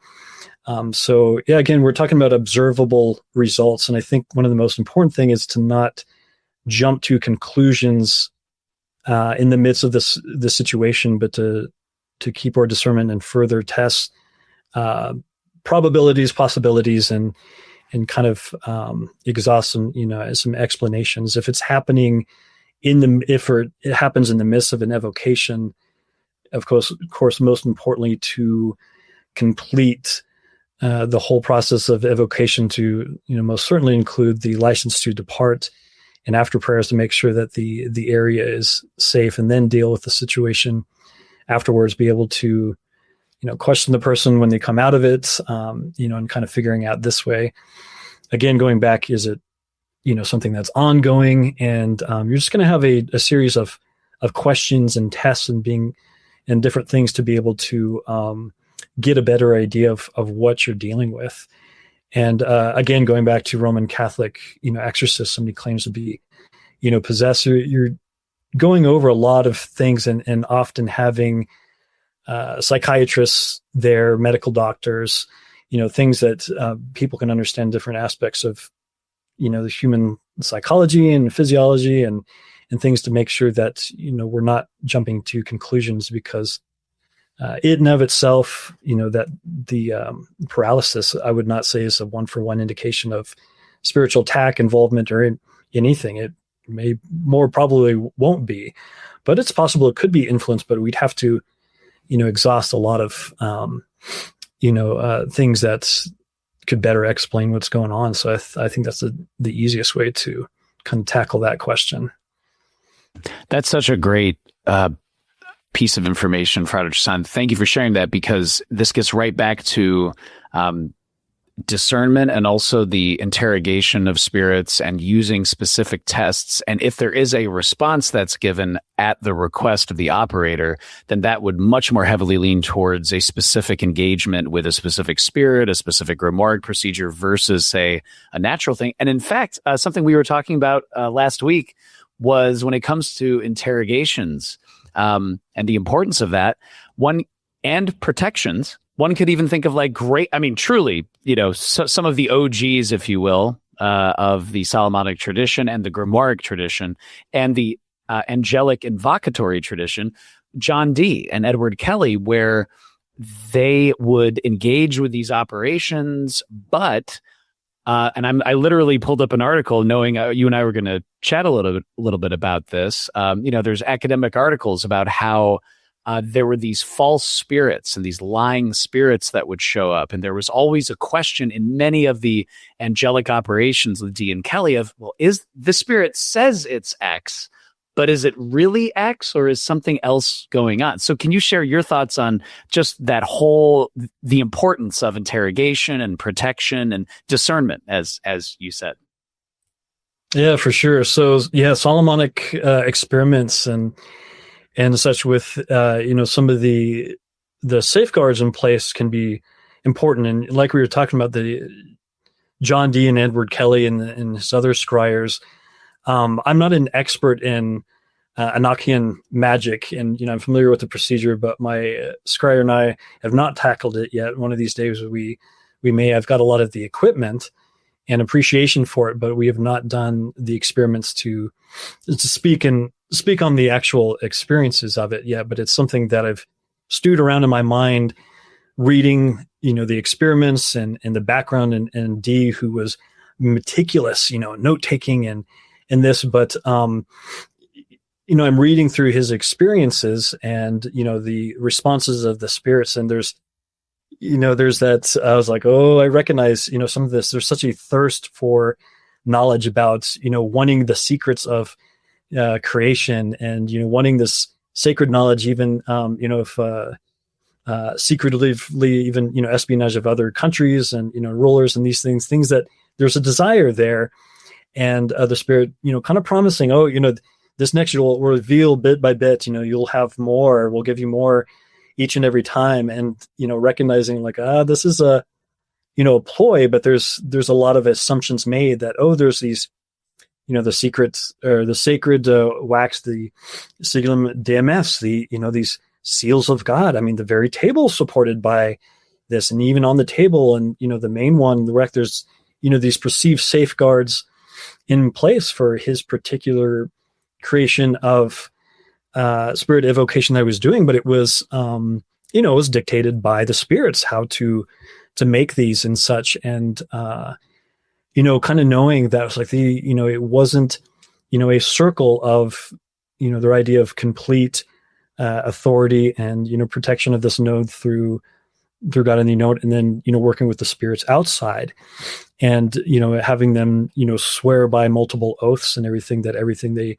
said was true, and they claimed exactly who they were. And as this developed and this promise of, divine knowledge and this and that started to evolve, devolve, depending on, what was appreciated, where, it seemed like, there's aspects of sacred knowledge being shared, but as time went on and the main, their main familiar and spirit that they contact out of that spirit, changed over time and started, requesting, if not demanding more things, up into, the wife swapping and things that, ultimately seem to lead to a lot of conflict and, difficulty within the household and relationships and everything else. It really makes me wonder, as an outside, magician looking on this, that again, OG, I'm never going to come to the aspects like, well, I knew better than D and everything. And even back in the day, I mean, the guy was a genius, but being an observer and reading this, it does make me wonder, how exactly what spirits were they talking to precisely, and were these divine, angels, or were they something else entirely, and what the exchange was really about as the information went on and led them to kind of alter their lifestyles. I mean, they had, I don't know if Dee was ever able to sit back after, as an outside observer of himself, even saying, would I have done some of these actions? How have I been influenced as a person over time in my life, professionally and personally, again, not being possessed or incinerated, after, conjuring some of these spirits, even though I think in one of them, like one of his daughters or something, there's records of her being possessed and such, but there's definitely some records of this is how spirits, sometimes, even though we're having these amazing experiences, if we're not careful and don't have a critical mind, again, people think they're getting what they want. Oh, I've got the results. I wanted this and they're giving me this. We need to stand back. How has our lives changed? Are there personality traits, things that we do that we didn't used to do, things that were kind of either taboo or that we didn't appreciate, but all of a sudden we're all about. We need to be careful and do self-examination. And if we have trusting people to kind of examine us and be open to their responses, especially when dealing with spirits of any kind, and whether they say they're angels or not, because angels or not sometimes can be highly influential and quite possibly nudging us or pushing us towards things that we wouldn't have necessarily and definitely not consciously chosen for ourselves. We have to be very aware of this, and this these safeguards, these measures, from the vestments to the rings to the belts and the prayers and stuff. And that's what I tell people, they're never just props. These are things designed to help coordinate and protect the exchange between us and intelligences that are not people. They're not people. They've never been people. A lot of them are very ancient and they're very patient. And they have, unless you go from the purely psychological model, they're already inside your own head. If you can appreciate them as having their own machinations and wills and ideals, then you have to be cognizant that, you might even get, oh, yeah, I get the job, so they're my best friends and I don't need a circle, these kind of things. That might be your perception, but it's a very, I think, naive way to look at that. Yeah, they're not, possessing you or frightening you in this way and everything, but if they think they can kind of move you in this other way to get you to do things, even if it makes no sense to you, like the wife swapping, right?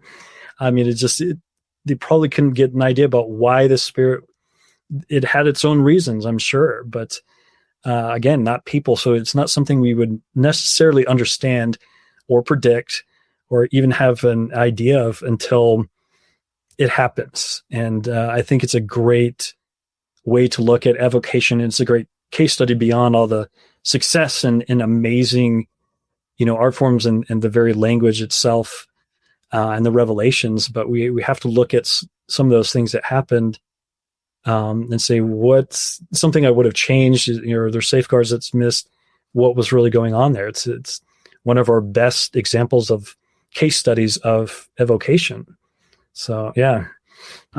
Yeah, absolutely. I'm thinking of, exactly those trickster spirits. And in, Shakespeare's Othello, the very crafty, evil Iago says, when devils will the blackest sins put on, they do at first suggest with heavenly shows, as I do now. And I think it's First Corinthians. I can't remember, but, even demons or Lucifer will dress up as an angel of light and appear as an angel of light. So I love that discernment. I really appreciate that, Frater Chassan, with Dee and Kelly and those lessons, but also that continuity, that connects what you and Ben do, let's say, as an example, all the way back 400 plus years ago.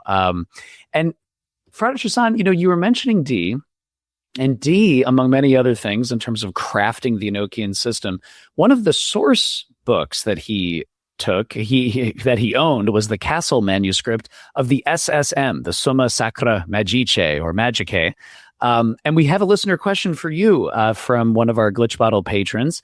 Nicolas Andres Mezastanden is asking and saying, Nicolas says, Alex, thank you for having Frater Ashen Chassan on the podcast again. Nicholas, the honor is absolutely mine. It's so great that, Frater, you're taking the time.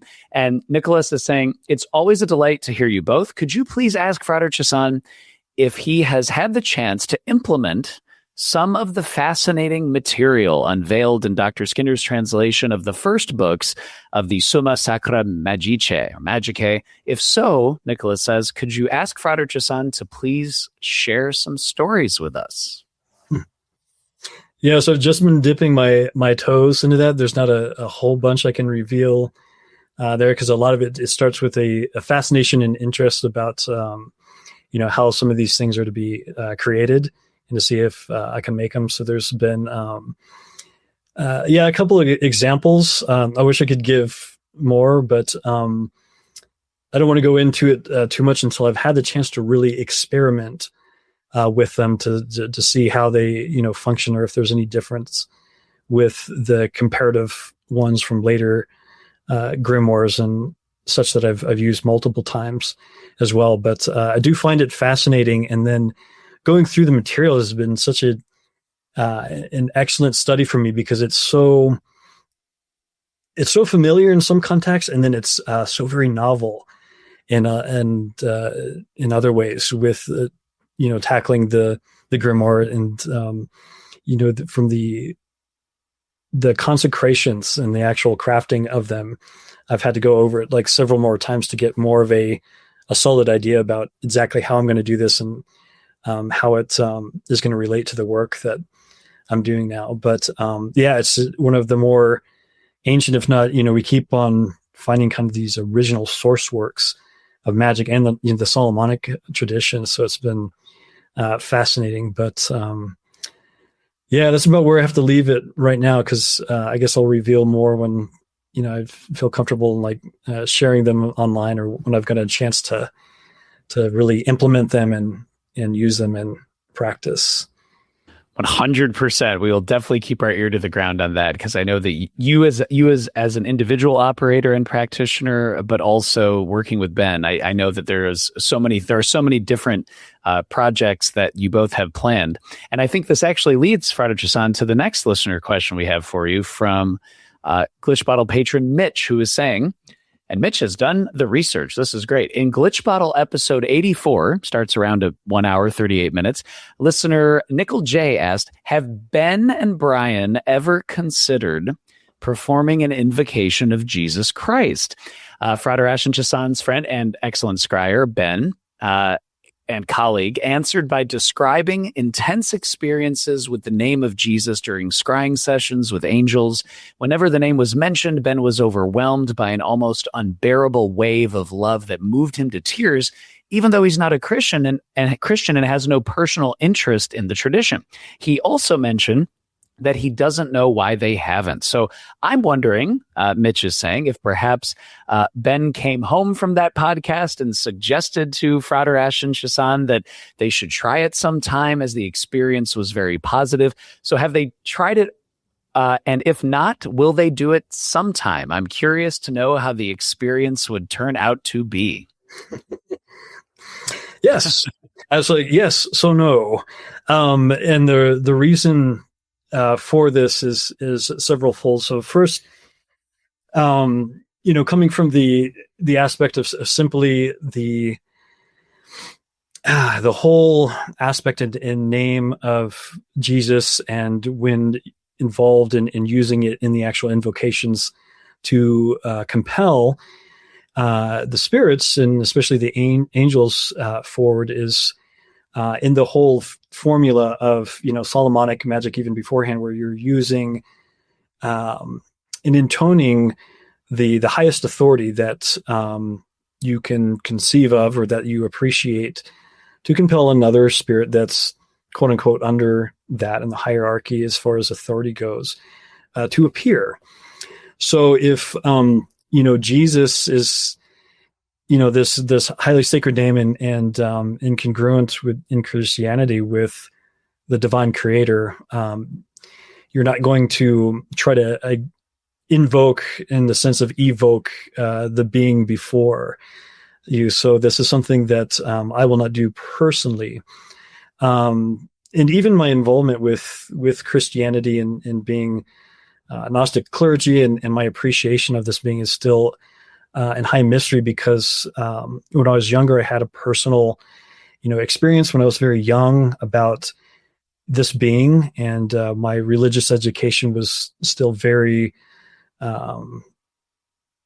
selective and small at that time. I was raised Methodist before I even knew much about Catholicism, let alone other religions and such. But it was enough for me to appreciate the sacredness behind this mystery and being and what it entails. And even doing these experiments with Ben, and yeah, we did discuss that, because I think I've been asked this question by at least 3 others, and I've all given the same answers of no, I don't have any intention or desire, nor do I think it's appropriate to try to evoke the spirit of Jesus before me to answer questions in this sense. Not that I'm not curious, and I think there's, especially for the actual man and person, historically, there's many questions that I'd like to ask. I'm very fascinated. I'm a student of religion and the New Testament, both historically, but also in the kind of metaphysical ways as well. And so there is a sacredness there, even beyond my own appreciation and understanding. As Ben said, and he said the same thing, we kind of came to an agreement on this, that the spirit, even beyond religious belief and doctrine and everything, but the appreciation of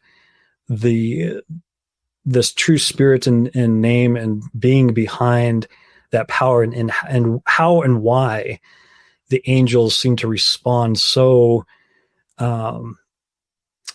fervently to it, which was amazing to both of us, because I do not claim to be very pious and dedicated, not a very typical Christian that way at all.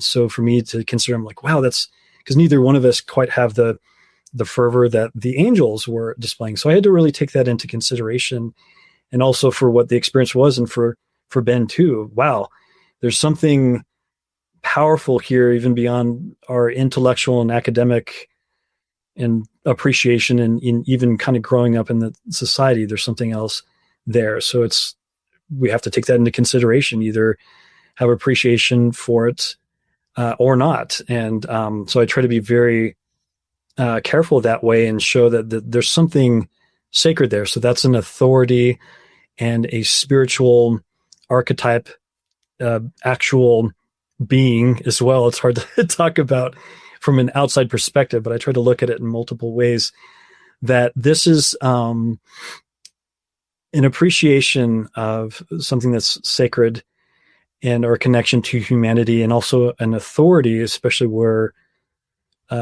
dealing with other spirits is concerned, that is meant to be and kept sacred, even if there's not a full understanding of it from myself or from Ben. So it's kept as such, within my own private religious and spiritual appreciation of what that means, but also as more of a, I want to say a critical and intellectual, magician, using that name and that invocation and everything. It's like I wouldn't try to invoke like like Yahweh to God to appear for me. Using what higher names should I use that when? I guess I could use Yahweh to try to compel Jesus to come, but I don't have any intention of ever conducting that. To be there, there's a kind of breakdown in the system that would be kind of disrespectful, I guess, and incongruent, and it just basically wouldn't make sense within the context of Solomonic practice in that regard anyways, because it's used as kind of the highest authority to swear other spirits by, and to use as, the kind of that measuring stick, if you will. So I think that's the best way I can explain that. So hopefully that makes sense. Thank you, Frater. Absolutely. I mean, I hope that the listeners appreciate that too, just on something you've stressed for years: the reverence, the respect, the treating of the nomina magica verbally, but also writing in the Liber Spiritum with consecrated ink. Like, there's just such a beautiful, and hearing Ben tell that story and you talk about, I mean, just the tears and the weeping and, coming from that Druidic background, it was, you're right. Mystery, I think, sums it up. It's just, there is something going on. The gears of eternity on this clockwork of reality is so deep in the mist that it's just wonderful to hear you share that. Frater, I definitely want to talk to you at the very end here about the pentacles, because we have a few questions for you. But before we get to pentacles, we just have two other listener questions for you. And one of them is a listener question for you from Damian Gordon, who is asking, this is about hypnosis. Can you, Frater Chassan, speak about your experiments, Damian is asking, using hypnosis for opening spiritual senses, something that you were touching on a few moments back. Are you just using direct suggestion, Damian is asking, or more sophisticated methods? Have you had results on less hypnotizable people? To me, Damian says, the qualities that make someone a good hypnotic subject seem to overlap quite a bit with being more open to spiritual communication as well. So, yeah, just any thoughts on that, Frater? Yeah, so there's been a big median in the development of evocation and magic as a whole for me, and then also with myself and with Ben as well. If people have read my second book, as we were kind of going through the gateways of levels of spirit contact, we started with the elements and elemental planes, and it was a combination of lodge style, golden dawnish structure, as well as the tattva scrying. So fixation was hypnotic as well, to use as that kind of gateway. And then hypnotic induction in a magical context with words and anchors to furthest explore. And Ben's an excellent subject that way to begin with. And I think people that have an aptitude in this, because it does require a sense of singular focus. If you can focus on one thing at one time and be completely immersed in whatever that topic is, you've got a good mind and aptitude for hypnosis. And the ability to scry and to work with spirits, I do think requires a capacity for this for sure. You've got to have a connection and a mind that's able to keep linked with what you're involved in without further distractions and things that are causing your consciousness and mind to go other places. So, it's a big thing. So with myself and my personal magical path, and this went on, actually I did this a little bit before and right after my failure with the first Goetia traditional experiment, to see if I could even better my perceptions and abilities. And what I did was I made a recording, a self-recording, and I think even put some music in the background that was suitable for me to really get into the deep state of hypnosis that was required. And with that, I did a combination of the invocations and prayers, many from the Key of Solomon, that speaks specifically and directly to having the allowance and abilities to perceive the spirits and to hear them and see them, and for them to be willing, apt, and compelled to appear before you. And I did some anchors with that, with personal suggestions of my spiritual senses and eyes being able to be open and also being able to hear. So there's a lot of emphasis in different anchor phrases and words that my abilities would increase being able to see and to hear spirits. And I listened to it before going to bed. I listened to it when I knew I would be deep asleep. I listened to it not while operating machinery or my cars, but during parts during the day, because my idea behind this was I was going to saturate the levels of consciousness with these suggestions as best that I could. And I would listen to it just in all offhands, whether I was focused and engaged with something else at times during the day, or if I could just sit and relax and, kind of hit on all these different points.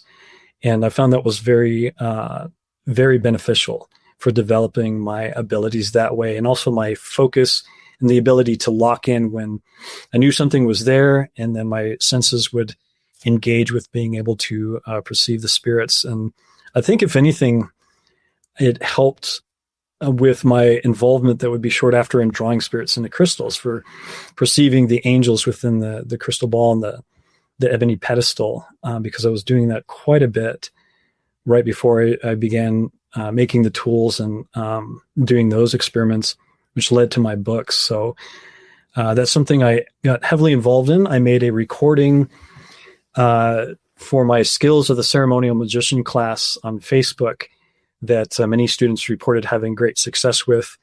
My greatest disappointment was because it was over an hour long, I did it on Facebook Live, and it was there for a while, and then Facebook took it down, so it's gone. I'll have to make another one eventually. Yeah, I was so disappointed because it was there and people could go and listen to it whenever they wanted, and I think it was a big success. But so many of my videos got taken down by Facebook, so I need to find another platform and redo it. And I think it's an extremely useful tool to be able to open up the senses that way. And I guess I'm glad that question was answered, because it kind of goes back to one of the previous questions that I answered before about how to develop and do this better. And that was my method to definitely help improve my perceptions and clarity for spirit contact.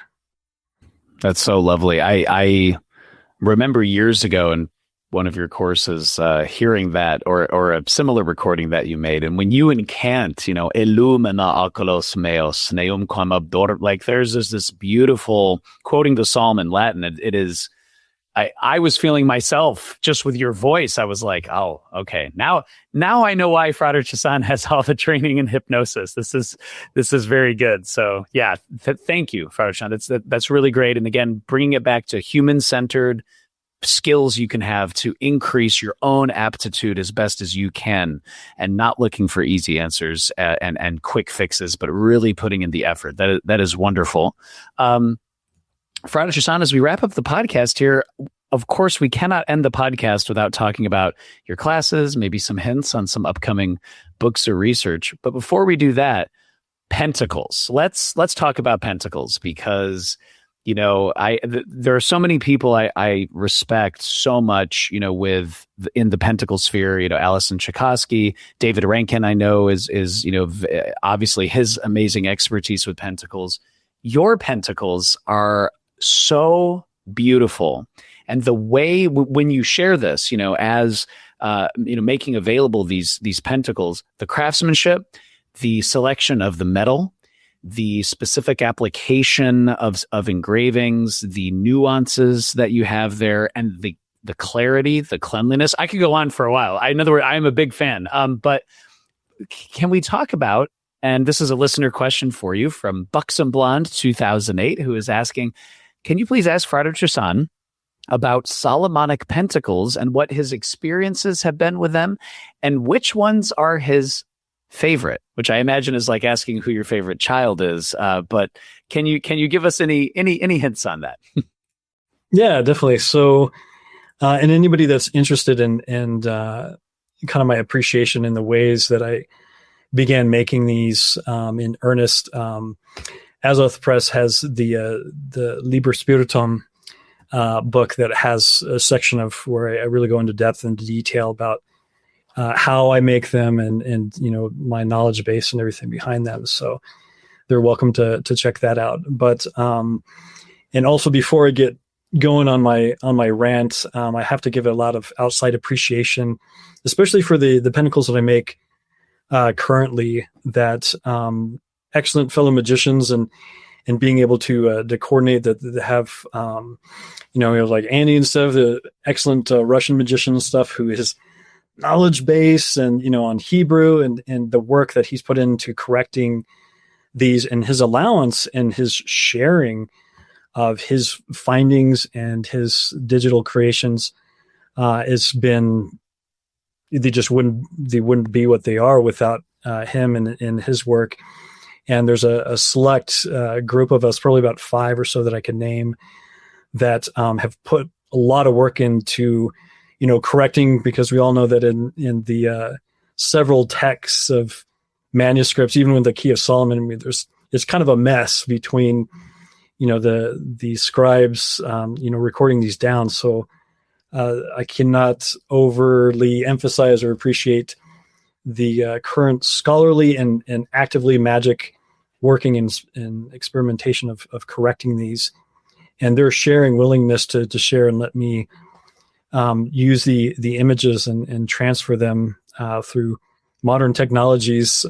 Speaking of which, I used to hand do everything, but appreciating the laser machines and being able to make them a little bit quicker and more efficiently and more beautiful than ever before. But just I guess a shout out there to my fellow mages that without them definitely wouldn't be doing what I'm doing currently. And so the process and which ones are my favorites, definitely through my patron of the Jupiter ones. I've definitely made more Jupiter pentacles than any others, but by this point I've been making Solomonic pentacles and talismans for over a decade, because I made my first one that I explained in 2003, I think. 2013, maybe 13. I'm trying to remember. It's been a while. But I've been making them for a while. My very first one that I made was a Jupiter one from the Veritable Key of Solomon, and it was an experiment, and it was funny. It was meant to be for wealth and greatness and influential and this. And shortly thereafter, my first magical book was published, and I started doing podcasts and everything. And then I had clients coming to me saying, could you make these pentacles for me? And I started doing that. And I told myself, as I still do, that I will continue to make these for clients as long as they generally seem to work and they're effective. Because I wasn't interested in just making jewelry or things that weren't functional. So I got extra practice in evoking and calling up the spirits, not just the planetary archangels or the Olympic ones, but the planetary spirits from the Mather's Key of Solomon, with the included names on. A lot of times they're the first pentacle, they're on the wheel of the sigils and such, that are the beings that make these things work. And the amount of feedback and responses and such as it continues to grow. If it was better, I would have collected them all within a spreadsheet and everything, and I have them in various places. But clients say, hey, as soon as I got this, this happened in my life, this happened. I've had so much success. And a couple points where we were talking about how magic works differently for each client. But I've had some one or two clients, specifically one that I'm thinking of, that I actually had to stop making them pentacles, not because they didn't work, is because they did work. And they worked so well that the things that they achieved from that, and again, I'm going based on what they told me, what they wrote to me. So it's, unless they had, some reason to lie to me about the success they were having, they reported such success that they would always want more. At first it was, health and this kind of thing, and they made these miraculous recoveries. And then it was, wealth and this thing, and they got what they wanted and more, and that was relationships. But they would come back and they were paying me quite a bit for them, and it was nice.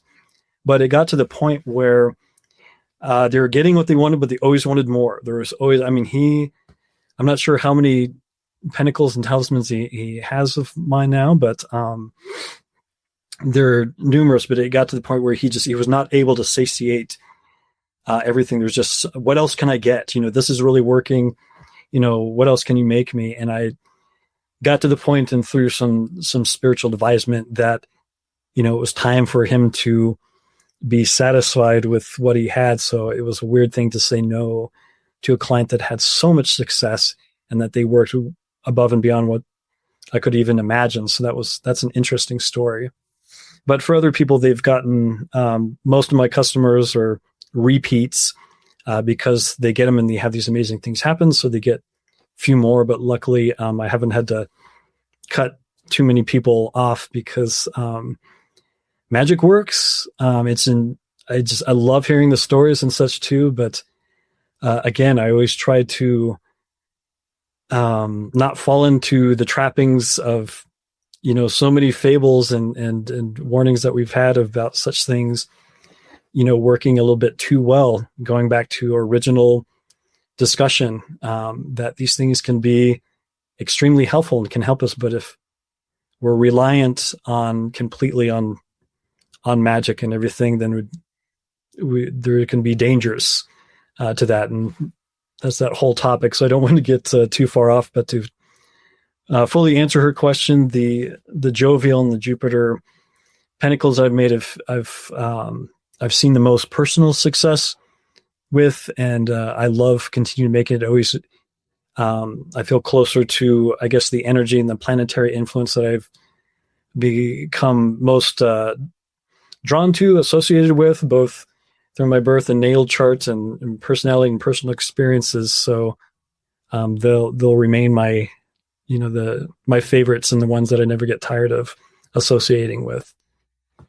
That's awesome. And yeah, listeners, again, check out the video and podcast descriptions so that you can see, links to where Frater Chassan also shares and posts these wonderful pentacles and inquiries as well. So thank you, Frater. And speaking of pentacles and discernment, this question kind of ties both together. It's another listener question for you from Damian Gordon, who's saying, when applying practical magic towards a goal, there are a million different spirits, classes of spirits, and methods. So for a healing goal, one could work with Raphael, Michael. They could make a Mars pentacle, a solar pentacle. They could work with various demons or saints. The list goes on and on. So Damien's saying, so how does Bryan go about deciding on which methods and spirits to apply to a given goal?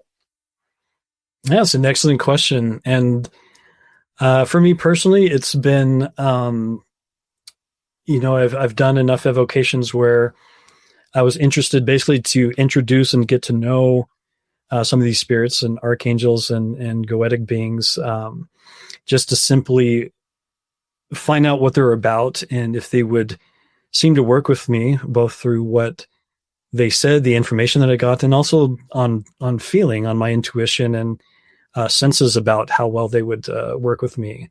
That's going to be a big thing. And some I've gone back to several times because it's been very agreeable and it's been very harmonious. And there's been a couple where probably won't contact them again or don't really have much desire to, unless possibly a client specifically needs something from that spirit specifically where I'm doing it on their behest. So there is that. But another thing that I could say that, if you haven't contacted a spirit yet, another magical technology you can look at is astrology, to check your charts and to see what sort of things would be most harmonious and beneficial to work with. And this is a discussion that I've had with other magicians and people too, that it's some things are negatively or not strongly aspected in one's chart, but that doesn't mean that working with those beings is going to be equally negative or not well aspect. Sometimes it can help balance out. I've seen that several times. So just to be careful about what certain astrologers may tell you, or your own, decisions looking at your own chart if this is something you're involved with. But it's something that we should consider. And there's patterns to everything, especially in magic. So, getting those frequencies to work together and using those magical technologies that we have. But I would say also using your intuition and sense when encountering various spirits, and whether angels or otherwise, there's just going to be ones that work with us better than others. It just seems to be part of the game. So experimenting, getting to be in their presence.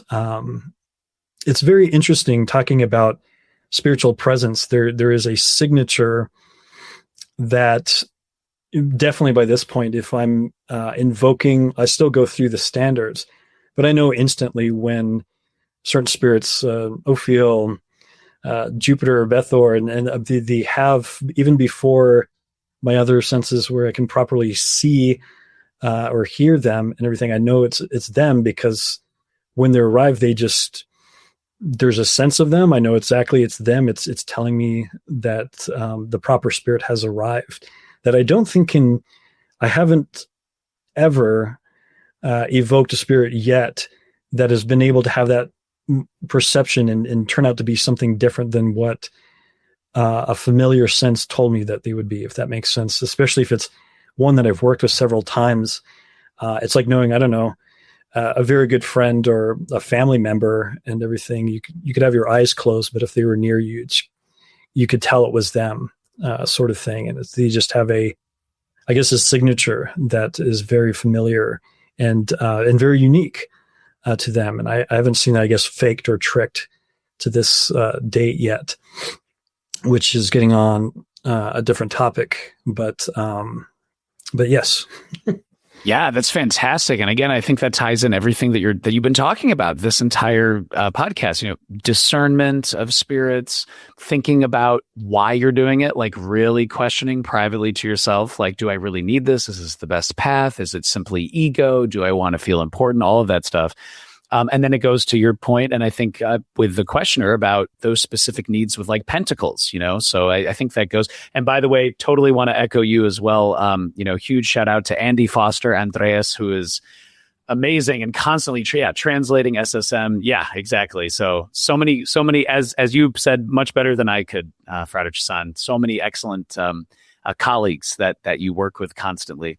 Frater Chassan, the last question for you, because I know that you are an incredibly busy gentleman, scholar, magician, and really appreciate you taking the time. But can you give us any hints on, and this is also from Davian Gordon, but does Frater Chassan have any more books in the works? He's got to have a mountain of more evocations and workings, since gateways through light and shadow. So listeners, check out the courses below or any other info. But Frater Chassan, can you give us any hints on what you're always working on several things? So any hints would be great. Yeah, and if there's anything I can say, first and foremost, is a deep, heartfelt apology for people that have been asking, for this past several podcasts and through the years, when next book is coming out. And there should have been ones, long time since, but I do find not much as an excuse, but as the years have been going on, my magical working has been ongoing with clients. I'm preparing for evocations. I'm making pentacles and implements, and then with life and doing my work and other things. So And then even trying to get to all of my seminary papers and things done with people are incredibly patient with me as time goes on, because the next time they ask, I always have like, oh, it's there. And but for my own desires, I do really wish, and because it's a lot of the information there is the book of Hiram, which is there, but I've been doing even further research, comparing to what my house spirit has said and the things he's revealed and the history. It's looking like a really interesting novel of experiences that he shared that are just incredible. But I've found myself going to other sources, not necessarily to verify, but just to see if there's any correlation and other things that other people and scholars have learned that maybe complement or contrast from what I'm being told. And it's been a fascinating discovery. So I've been compiling all this information. So that's one. Before I started writing my other books, and I've included some pieces of it, but I have basically a biography and a history of my magical journey since I was a kid, from before I even started tackling classical magic to experiences I've had, to the paranormal stuff that happened to myself and my family members, and growing up, and just kind of there's a collection that's just sitting on my computer that way that other people might find interesting, that I've written down, and eventually hopefully I can put into works. And then I have just like the listener said, I have numerous records of evocations for clients, very numerous. And it's going to be one of those things that I think would be interesting case studies to share for fellow magicians, because they're questions that I asked personally, of personal interest of the spirits themselves. And then the clients had their own questions that, of course, will be left out because they're, personal to the clients. But I have enough that simply a compilation of the record of angelic and goetic and other experiments that I've done, both singularly and then, of course, with Ben and myself, that could definitely be compiled into a volume or 3 that hopefully, I'll be able to get to. And it's just really, I wish I could give definitive dates, but I think years, it'll be coming out soon. And that was like 5 years ago. So at some point when I can sit down and hash out and present collected works to my publisher, hopefully that's something that is in the near future. It's just another discipline that I've got to somehow funnel and sit down and focus on that. But I wish I had definitive dates or coming soon, but it'll happen when it can. Well, I can only speak for myself, but I'm sure the listeners would agree, Frater Chassan. We know that you are working on literally like 85 things. And so the fact that you don't have time to also write another huge book is totally understandable, because you are helping us so much. You've helped me so much over the years. I know thousands upon thousands of listeners over the years with how you encourage us to take that risk, dive deep, and really embrace what calls to us in the Solomonic tradition. So we are excited for literally any and all updates that you can give. And ceremonial magician, author, accomplished martial artist, and so many other things. Frater Ashen Chassan, thank you so much for taking the time and generously sharing your time and your wisdom on the podcast today. Really appreciate it. It has been my pleasure as always. Thanks for having me again.